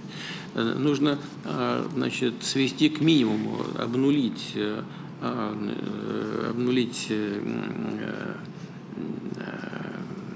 необоснованные взносы со стороны родителей, со стороны российских семей на вот эти мероприятия. И вот там, где проводятся соревнования, связанные с разрядами или отборочные к ним, они, конечно, должны быть бесплатными. Это совсем не значит, что нужно ограничить работу коммерческих клубов. Не значит, что нужно запретить. Ни в коем случае. Чем больше их, тем лучше на самом деле. И если семьи, какие-то семьи хотят, чтобы их дети ходили в эти клубы, ну и слава богу, и пускай ходят. Но там, где выполняются разряды, там, где проводятся соревнования подготовительные там, или отборочные, ну там точно должны быть бесплатные. И этот базовый минимум, Михаил Михайлович прав, абсолютно точный, он должен быть. Он должен быть бесплатным, этот базовый минимум. Иначе на каждом шагу нужно будет платить. Сколько талантливых детей? А жизненные ситуации в разных семьях по-разному складываются. И у многих семей нет возможности даже заплатить, поехать куда-то заплатить. Надо обязательно отработать с регионами, ведь я всю жизнь спортом занимался, и регион платил за поездки. Да, мы ездили, может быть, там в общих вагонах, но ездили, да и не в плацкарте даже, а в общем на вагоне ездил я, да? Ну, бесплатно все было. Мои родители не платили. Если бы им нужно было платить что-то, я бы никогда не выполнил норматив мастера спорта. Ни по одному видно, ни по другому. Ну, никогда. Потому что не было у родителей возможности деньги заплатить за все это, понимаете? Ну, а что у нас все семьи обеспеченные, что ли? Особенно многодетные. Попробуй выдели эти деньги. Заплати за билет. Поэтому надо синхронизировать эту работу с регионами. Я прошу губернаторов, которые здесь присутствуют, и тех, которые нас будут слышать, нужно обеспечить вот эту часть, эту составляющую финансовой нагрузки. Нужно, чтобы регионы брали что-то на себя. Поехали ребята куда-то выступать, в любой регион, в Москву, Петербург или вот сюда, в Самарскую, да куда угодно. Значит, за них надо заплатить, надо договориться. Есть вещи первоочередные, а есть второстепенные, и нужно выделять главное. И надо вместе с Минспортом, с регионами договориться о том, что же такое является главным в этой сфере. И если уж это возможно, а мне кажется, это возможно, определить этот базовый минимум бесплатных соревнований, надо обязательно это сделать. А там, где какие-то коммерческие клубы, коммерческие лиги, коммерческие какие-то проводят мероприятия, ради бога, пускай проводят, ограничивать не нужно, запрещать не нужно. Чем больше этих клубов будет, тем лучше на самом деле. Единственное, что там нужно делать, это следить за качеством помещений, в которых люди тренируются, да, сертифицировать их нужно, и подтверждать квалификацию тренерского состава. Это точно совершенно. А вот то, о чем говорил Михаил Михайлович, некоторые вещи надо пообсуждать еще, я там пометил, да?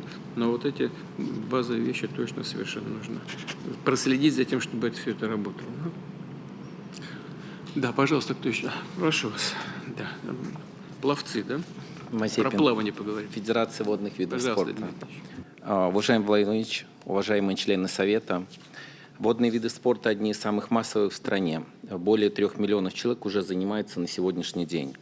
По вашему поручению утверждена программа «Плавание для всех». Это единственная программа по виду спорта федерального уровня, цели которой всеобщее обучение детей плаванию как жизнеобеспечивающему навыку и оздоровлению, и создание условий для занятий плаванием различных возрастных и социальных групп населения.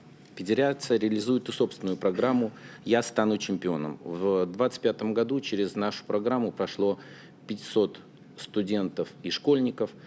которые влились в основной состав сборных команд. Уже очень много сделано для достижения высоких результатов, но есть и серьезные вызовы. Ключевой сдерживающий фактор – это инфраструктурные ограничения.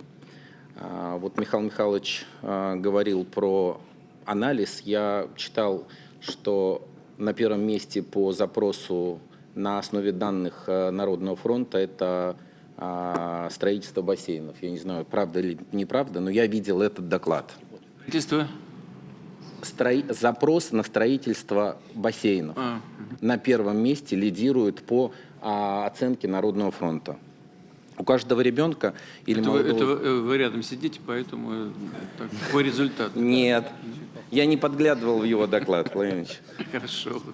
У каждого ребенка или молодого человека должна быть возможность заниматься плаванием и укреплять свое здоровье. Для сравнения, в основных странах, которыми мы конкурируем на международной арене на поприще водных видов спорта, в Америке занимается 8% населения плаванием, в Китае 7%, в Австралии 16%. Мы, к сожалению, отстаем практически в 2 раза. В России этот показатель можно улучшить, но для этого нам нужны совместные усилия. Такая же проблема с бассейнами и для профессиональных спортсменов по понятным причинам.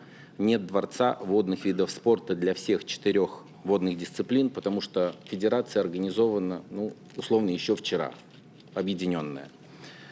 Но чтобы провести чемпионат России только по плаванию, мы располагаем бассейнами только в 4 городах. Это Санкт-Петербург, Казань, Екатеринбург и Южно-Сахалинск.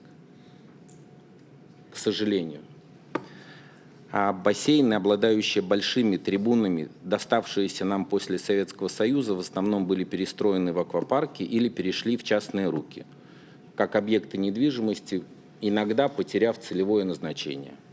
Не имея в полном смысле этого слова дворцов водных видов спорта в основных крупных городах, сложно вовлекать молодежь в наш спорт. Без современной инфраструктуры нашей федерации также сложно бороться на международных соревнованиях предстоящих Олимпийских игр в 2028 году за место в тройке в общекомандном зачете с такими странами, как Китай и Америка. Хотел бы особо привлечь внимание, что на летних Олимпийских играх в 2024 году было разыграно 329 комплектов медалей, из которых 55 приходится на водные виды спорта. Это самая металлоемкая федерация и одновременно большая ответственность. Чемпионат мира по водным видам спорта в 2027 году пройдет в Будапеште, в 2029 году пройдет в Пекине. У нас есть возможность побороться в 2031 году за проведение чемпионата мира в России, но мы будем конкурировать с таким городом, как Мадрид. Но предложение от Международной федерации водных видов спорта в нашу сторону направлено. Надеюсь, что вместе с Минспортом и крупными субъектами мы сможем изменить эту проблему к лучшему. Уважаемый Владимир Ильич, важным моментом в карьере любого спортсмена является момент окончания школы. Именно тогда встает выбор продолжать заниматься профессиональным спортом или выбрать поступление в вуз. Родители в данный период жизни спортсмена являются безусловным авторитетом для ребенка и часто советуют выбрать траекторию вуз-карьера. Сегодня перед ними стоит выбор: либо спортивная карьера, либо физкультурный вуз, либо классическое образование. Должна быть создана система без сложного выбора, при котором спортсмен не бросит заниматься профессиональным спортом и будет получать полноценное высшее образование не только на спортивной кафедре. Мой личный опыт это подтверждает. После 6 лет учебы в спортивном интернате по плаванию мои родители мне сказали: нужно бросать плавание, и так я попал в Минское Суворовское военное училище. На последнем чемпионате, и это было в далеком 1983 году, на последнем чемпионате России по водным видам спорта принимало участие около 1600 спортсменов, из них 600 школьников и 786 студентов, из которых только 10% обучаются в топ-20 российских вузов.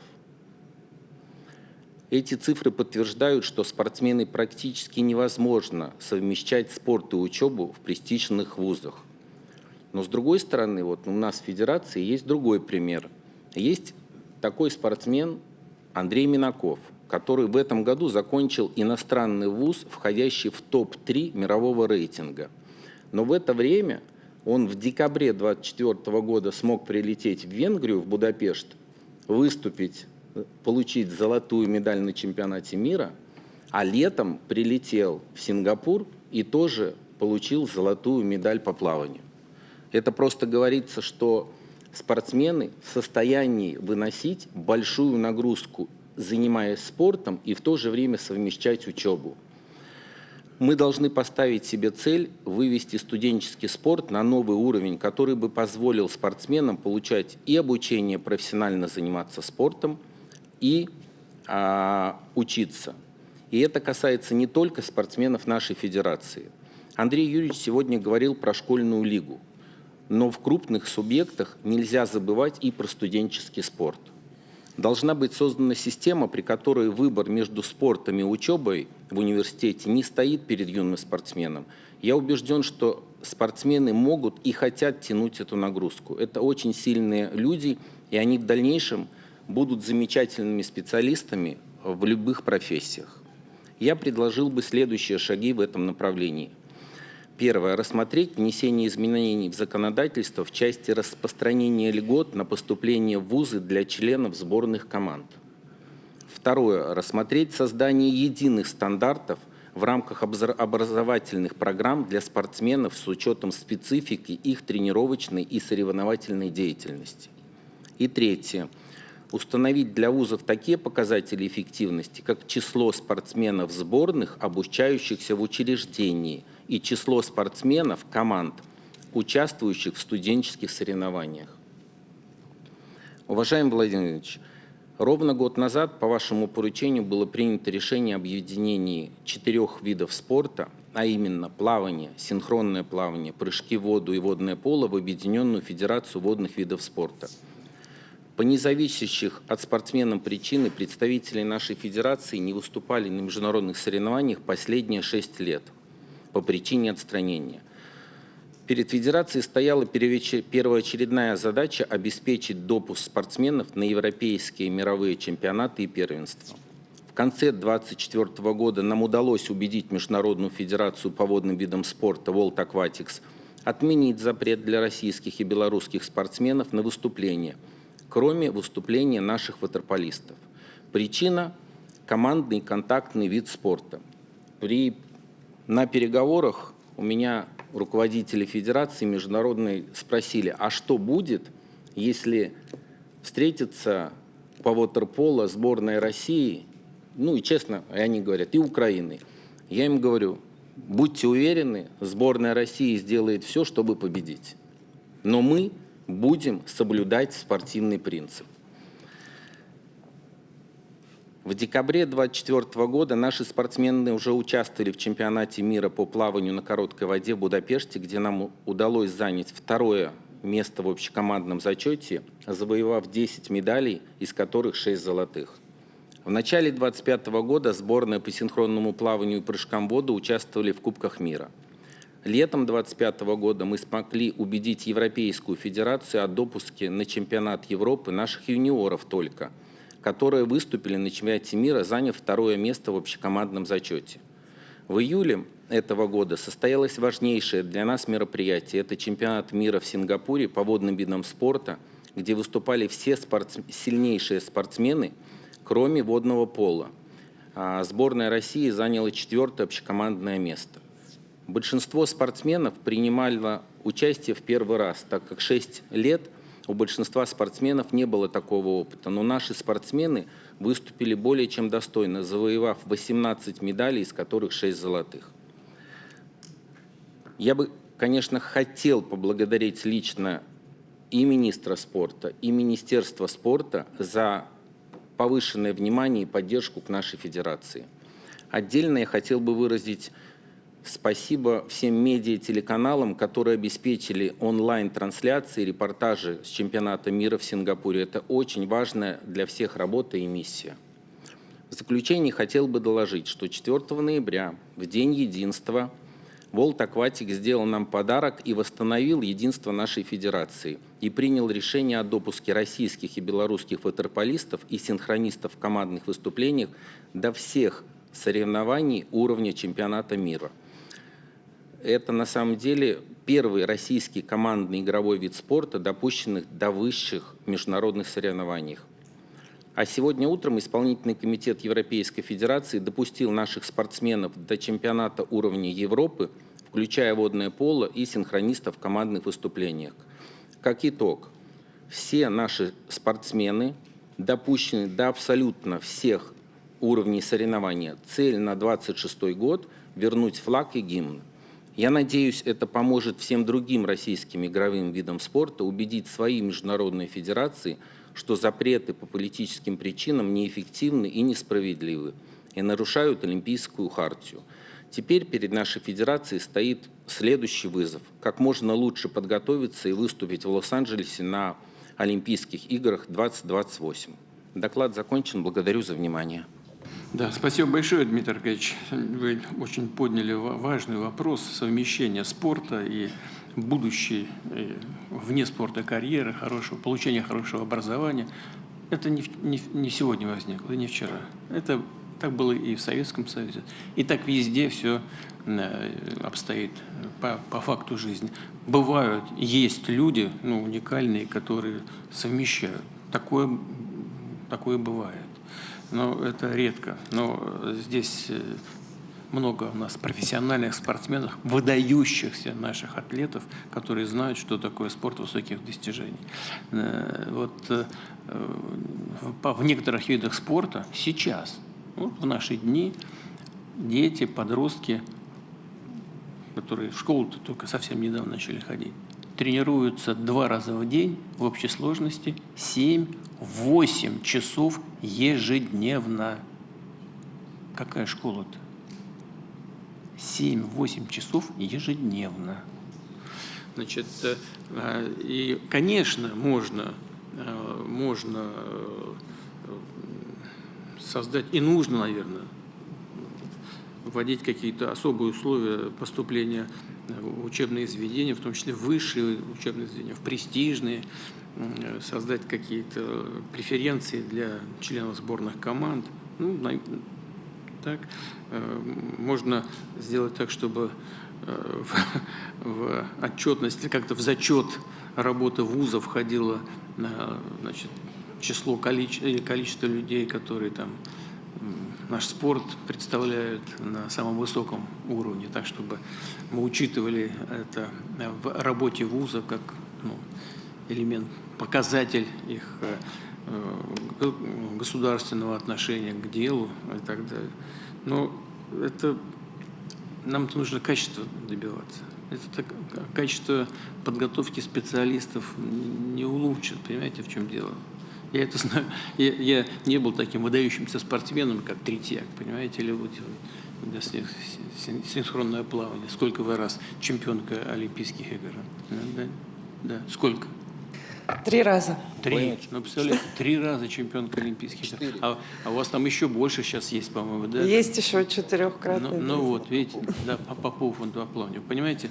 Но я хорошо знаю, там, по тому времени, когда я занимался, у нас был, по-моему, призер мира, там, чемпион Европы.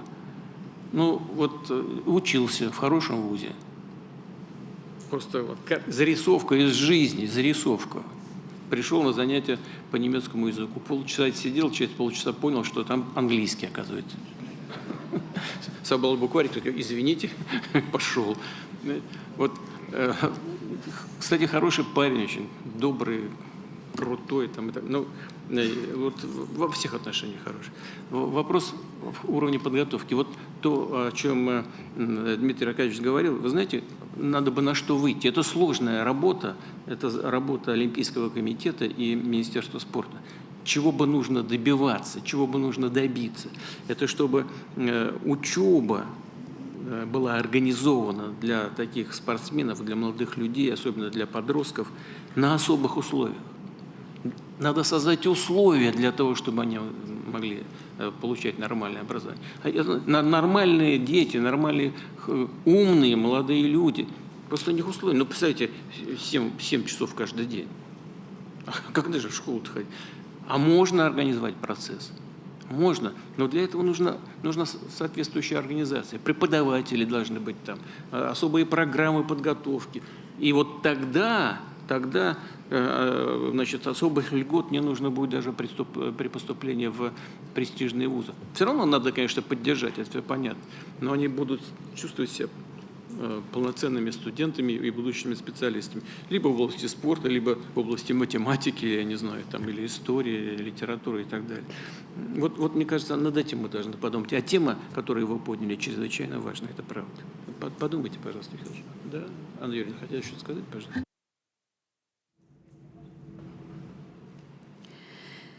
Уважаемый Владимир Владимирович, дорогие коллеги, вы знаете, что в Государственной Думе и фракции нашей «Единой России», нашей комиссии по защите семьи особая тема – это защита детства сегодня и тема детского здоровья. А спорт – это здоровье в самом широком смысле слова.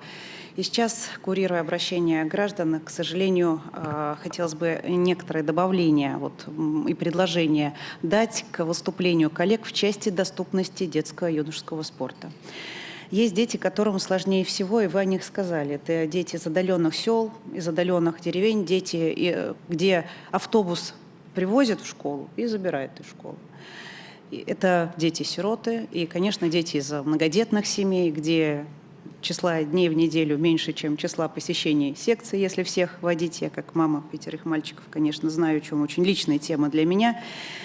И мы изучили вопрос, как решается эта тема в регионах, и нашли очень интересные практики. Вместе с коллегами из аппарата Госсовета мы рассматривали их.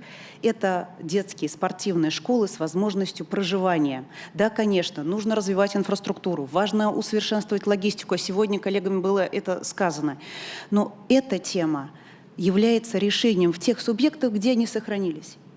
И мы, Владимир Владимирович, проработав это с коллегами, просим вашей поддержки этой темы, соответствующих поручений правительству, промониторить регионы на предмет необходимости этих школ, числа этих школ, и, возможно, внести изменения в соответствующую госпрограмму по развитию спорта для того, чтобы мы могли софинансировать субъекты по созданию таких школ-интернатов. Тогда дети, которые являются, имеют спортивные способности и таланты, могли бы в этих школах и обучаться, как раз об этом вы сейчас говорили, и проходить соответствующую подготовку спортивную, а дальше выбирать уже свой путь, или спортсменов, или тренеров, или те виды профессий, которые требуют особой спортивной подготовки. Не могу не сказать, конечно, о сиротах. Владимир Владимирович, тема доступности детского и юношеского спорта для сирот – это особая тема. Сегодня у нас в банке данных порядка 30 тысяч детей-сирот. Да, мы знаем, что в сиротских учреждениях доступный спорт, есть различные секции, в основном командные, это и футбол, и прочее. А как быть, если ребенок-сирота хочет заниматься, например, хоккеем, у него к этому способности, но этой секции нет в детском доме? Мы изучили практику регионов вместе с нашей комиссией, провели такую большую работу и увидели такое очень пестрое решение. Где-то есть законы региональные, где-то на уровне правительства это регулируется, ну а где-то, скажем так, никак это не регулируется, просто есть договоренности, например, с какими-то коммерческими организациями по софинансированию, скажем так, вот этой программы, этого решения.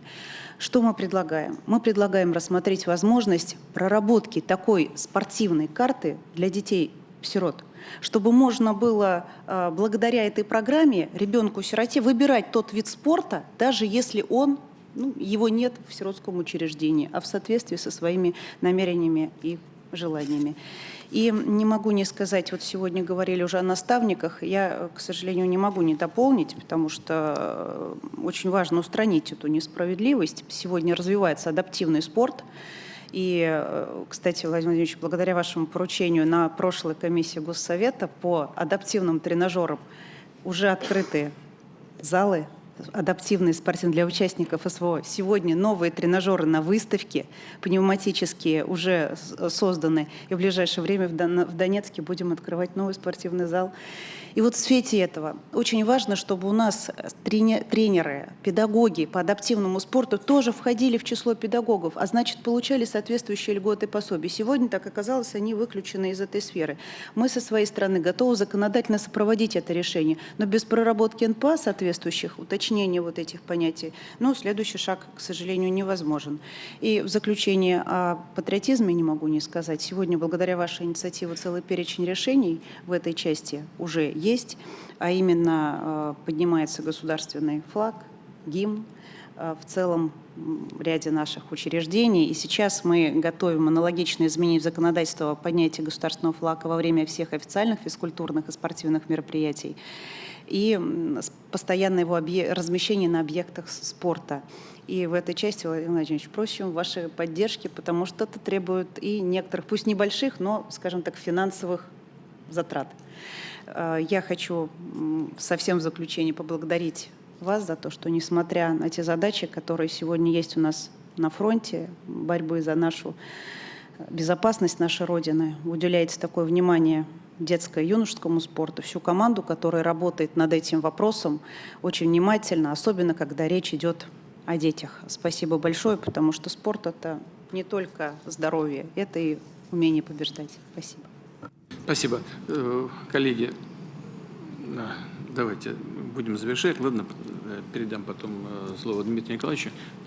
Пожалуйста. Да, вам, пожалуйста. Спасибо, уважаемый Владимир Владимирович. Я как раз хочу вернуться к детско-юношескому спорту и доступности этого спорта. Мы как компания занимаем, в ряде благотворительных вещей работаем со многими федерациями, и не только, но тем не менее за последние 20 лет, я думаю, что одним из самых интересных продуктов, которые мы смогли сделать, это была создана программа «Дрозд». То есть это «Дети России образованы, здоровы». И «Дети России образованы, образование, здоровье и духовность». Вот. И она, собственно говоря, такие 20 лет, уже через нее прошло много людей, она как раз отражает суть проекта воспитания именно образованного, интеллектуально, духовного, физически развитого подрастающего поколения. Это не значит, что это спорт высоких достижений. Это значит, что нужно просто ребятишек было забрать с улиц, моногородов, где мы работали и так далее, дать им возможность. И главная уверенность родителей в том, что они занимаются спортом и не находятся на улице. И в основе этой программы лежат методики школы самбо-70, я вам докладывал. Они объединяют общеобразовательную и спортивную школу. И об их эффективности я знаю как не понаслышке, я как раз являюсь воспитанником этой школы. И здесь методики были доработаны нами вместе с ведущими научно-образовательными центрами, согласованы с профильными министерствами и ведомствами. И в рамках «Дрозда» мы открыли абсолютно бесплатные секции, уже сегодня по 31 виду спорта, а затем добавили классы уже дополнительного образования к ним, творческие студии, патриотические клубы и волонтерские центры. Постепенно мы охватили все регионы присутствия компании «Фосагро», это Вологодская, Саратовская, Ленинградская, Мурманская область. Начали с этих городов, потом включили в орбиту даже сельских ребятишек, которым также было интересно и достаточно тяжело найти место привлечения своих сил и пойти в спорт. Отдельное внимание мы сегодня уделяем работе подготовки нормы сдачи ГТО, также вовлечению в регулярные занятия спорта детей с ограниченными ответственностью, которых много, с разной инвалидностью. И сегодня через секции «Дрозда» уже по всем регионам регулярно занимаются 8,5 тысяч детей, еще раз хочу сказать, абсолютно бесплатно. А за 20 лет через нашу программу прошли 100 тысяч детей. И на реализацию этого проекта «Фосагро» направила за это время более 2,5 миллиардов рублей. И здесь я хотел бы вас поблагодарить за государственные награды, которые были вручены как раз именно учителям и тренерам, тем ребятам, которые работают на местах, действительно патриотам своего дела и мастерам, которые каждый день делают наших детей лучше, делают наших детей сильнее. ДРОС стал лауреатом премии правительства Российской Федерации в области образования, победил в национальной премии «Лидер России ответственного бизнеса». Вот, и в развитии ваших поручений, Владимир Владимирович, по итогам заседания Совета по развитию спорта в октябре прошлого года о важности сочетания физической нагрузки и правильного воспитания молодежи, мы считаем, что образовательные методики программы ДРОСТ, они были рекомендованы всем профильным ведомствам к тиражированию в других городах. То есть здесь нет задачи у компаний объять необъятное. Но тем не менее у нас есть та методология, та рабочая структура, которой мы можем поделиться и действительно своим примером показать на то, как это может эффективно работать в других регионах. И это могут быть другие компании, которые также могут быть вовлечены и просто использовать нашу методику и ее продвигать. Спасибо. Спасибо вам. Хорошая очень программа. Спасибо. Дмитрий Ильич, пожалуйста, прошу вас. Спасибо большое, уважаемый Владимир Владимирович. Наше заседание Совета сейчас проходит в рамках программы «Десятилетие детства», которая по вашему поручению ведется. И системная работа, мы видим, что результаты дала, и дала дополнительный импульс. Сегодня цифры прозвучали. У нас число спортивных школьных клубов выросло в 3 раза. Почти в 3 раза, с 2 до 5,8 миллионов увеличилось число ребят, которые занимаются. И совокупный объем финансирования детско-юношеского спорта увеличился до 311 миллиардов. Это цифры 2024 года. Поэтому количественные показатели хорошие, надо отметить. Но при этом вы правильно сказали, что надо работать над качественными изменениями.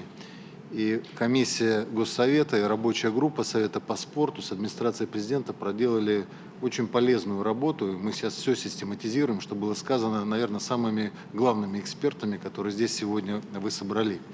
И правительство, конечно, поддерживает большинство предложений. И хотел бы еще раз обратить внимание, коллеги, о том, что у нас, благодаря решениям нашего президента, в России сложился сейчас уникальный набор возможностей, которыми нужно эффективно воспользоваться, в том числе для развития детско-юношеского спорта. У нас в стране завершилось практически формирование единой вертикали управления спортивной сферой, Минспорт, УКР, единый руководитель. По вашему поручению у нас уже год действует комплексная госпрограмма по спорту, когда впервые все средства консолидированы всех источников финансирования, федеральные, региональные, внебюджетные в одной программе. Правительством уже даны директивы государственным компаниям о предоставлении информации о финансировании в Минспорт на регулярной основе. Это все позволяет рационально сконцентрироваться на том, чтобы повысить качество, эффективность, потому что все предпосылки есть. Потому что на следующем этапе мы с субъектами будем вместе принимать осознанные решения по принципу пусто-густо, выбирая и приоритетные направления спорта, и места, где этот спорт нужно поддерживать и в каком объеме. Это все, конечно, невозможно без цифровизации, про нее тоже скажу. Еще одно важное завоевание, спасибо вам. Закон по гармонизации, очень много там про него было разных разговоров. Мы видим налицо позитивные эффекты. Вы об этом тоже сказали. Спортивные организации получили благодаря лицензированию образовательной деятельности стандарты, качество, безопасность. Тренеры свой статус повысили, стали тренерами-преподавателями. Это не просто титул и признание, что тоже важно, но это и социальные гарантии, продолжительный отпуск, достойная оплата, увеличилась средняя зарплата на 55% у тренеров. Ну и, конечно, очень важно то, о чем сегодня было сказано. Мы видим, и Народный фронт об этом говорит, и Анна Юрьевна, у нас самая уязвимая часть населения с точки зрения доступности спорта для детей – это малообеспеченные, многодетные, семьи участников СВО и в сельских регионах. Есть совершенно доказавшие свою эффективность инициативы, поддержка за счет региональных бюджетов на проведение, приобретение инвентаря, оплату поездок. Что важно из статистики, которую дает Народный фронт, 68% то, что платят родители для того, чтобы дети занимались спортом, это логистика, это переезды. И здесь, конечно, нужно, вот как Владимир Владимирович рассказывал, в детстве у нас у всех было, все мы спортом занимались, именно оплата этой поездок с одной стороны, но с другой стороны, поскольку Минспорт отменил все стартовые взносы всех спортивных мероприятий, которые в ЕКП, нужно сделать так, чтобы действительно вот минимальный объем соревнований, о чем Владимир Владимирович сказал, были как можно ближе по месту жительства, для того, чтобы вот это плечо логистическое убрать, и можно было действительно получить разряды, в том числе с использованием информационных систем. Информационные системы, конечно, требуют доработки, и здесь я, Народный фронт, абсолютно с ним согласен, и дальнейшее расширение функционала, о котором тоже сегодня говорилось, динамика, рекомендации, качество нагрузки, наполнение данными, строгая защита этих данных – это то, чем Минспорта будет продолжать заниматься. Отдельно, Андрей Юрьевич, ваш опыт позитивный Московской области – это просто то, что заслуживает прямого просто масштабирования, поскольку те же самые объекты, та же самая инфраструктура, но повышается эффективность от их отдачи просто путем правильного администрирования с использованием технологий. Это, конечно, мы обязаны будем сделать. Петр Михайлович Фродков очень важное предложение сделал. Это то, чтобы признавать и первого тренера. И вот отмечу здесь интересный очень эксперимент. Первое Минпросвещение вместе с Москвой запустило проект по вознаграждению учителей за результат. То есть ученики, которые состоялись, они вспомнили своих учителей, может быть, даже начальных классов, и им дополнительно премию педагогам уже начали выдавать. У нас в спорте похожий подход есть. С олимпийскими чемпионами мы находим всех тренеров по цепочке и всех благодарим, вознаграждаем. Ну и, конечно, здесь нужно будет роль и статус первого тренера и поощрение этих тренеров, учитывая то, что у нас цифровые следы уже есть, мы их видим, мы, конечно, должны будем обязательно это сделать. Мы поддерживаем, очень много коллег высказались в поддержку того, что Владимир Владимирович сказал по развитию школьных лиг, и оперативно реализуем ваши предложения о создании единой спортивной школьной лиги. Мы все понимаем, как нужно это сделать. У нас успешный проект со студенческой лигой действует, и поэтому это точно масштабируем. Ну и также то, что Сергей Сергеевич сказал по проведению студенческих игр среди учащихся СПО, колледжей, это тоже очень важная инициатива. Есть еще очень важный момент, Анна Юрьевна говорила про патриотическое воспитание детей и молодежи, это не лозунги. Здесь важно понимать, что ни один учитель столько времени не проводит со своими учениками, сколько проводит тренер. Потому что тренер, и авторитет тренера, и возможность взаимодействия, она огромная, поэтому, конечно, нам нужно будет дорабатывать и обучать наших тренеров вот этой составляющей, чтобы они, как у нас есть уже опыт успешный классных руководителей, может быть, даже там их стимулировать как-то финансово, или там проректоры по работе с молодежью. Вот идеологическая составляющая тренерской работы – это тоже очень важная вещь. И отмечался рост сегодня вовлечения детей в фиджитал-спорт. Опять же, нужно понять, это не какая-то блажь, какая-то модная вещь. Дело в том, что, Владимир Владимирович, угадали с форматом. Мы видим, что по всей стране открываются центры. Мы видели сегодня, прошел открытый всероссийский урок фиджитал, какой был интерес у детей. Они все просто, все хотят попробовать и то, и другое, и понимают, что виртуальный спорт – это не то, где они должны замкнуться, а это способ как раз им попробовать настоящий спорт. И здесь мы поддерживаем инициативу Минпросвещения, чтобы включить направление фиджитал в образовательную программу, они стандарты вместе с Минспорта проработали. У нас сегодня состоялись соревнования по фиджитал-спорту среди бойцов СВО, Кубок Победы, Волга, там наши герои, они соревновались, мы их там награждали потом.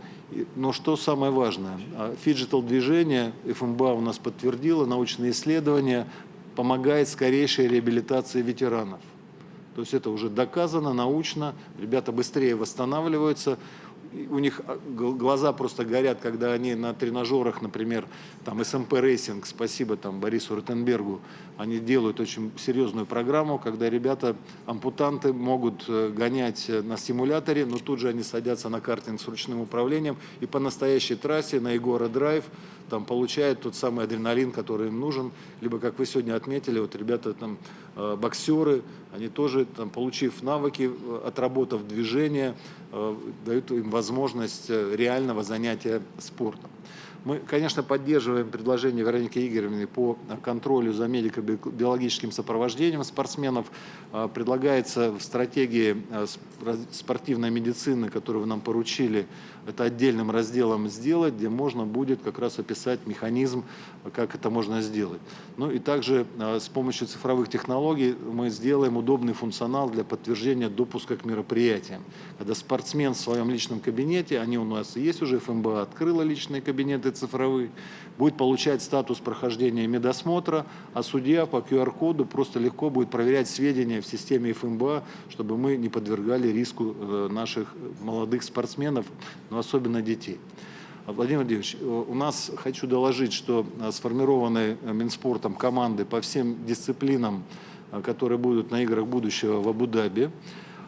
И мы туда еще и отправляем детей, которые Минпросвещение отобрало, которые активно участвуют сейчас в движении Фиджитал. Конечно, надеемся, что вы примете приглашение президента Арабских Эмиратов, сможете посетить церемонию открытия игр будущего в Абу-Даби. Это, конечно, придаст тоже стимул развития движения, которым занимается уже 120 стран во всем мире. И в заключении министр упоминал работу Российского спортивного фонда. Он делает свои первые шаги. Я хочу добавить, что с учетом важности задач мы все работаем сейчас над тем, чтобы обеспечить прозрачность движения средств до конечных получателей, особенно когда это связано с детским спортом. И у нас была проделана большая работа с Центробанком, казначейством, Минфином, Счетной палатой, прокуратурой. Мы вот на входе просто специально все проработали, выработали предложения. И Федеральное казначейство готово взять на себя экспертное сопровождение. То есть это не по факту там что-то там как-то расследование проводить, а именно консультировать, как правильно делать, чтобы была эффективность и прозрачность.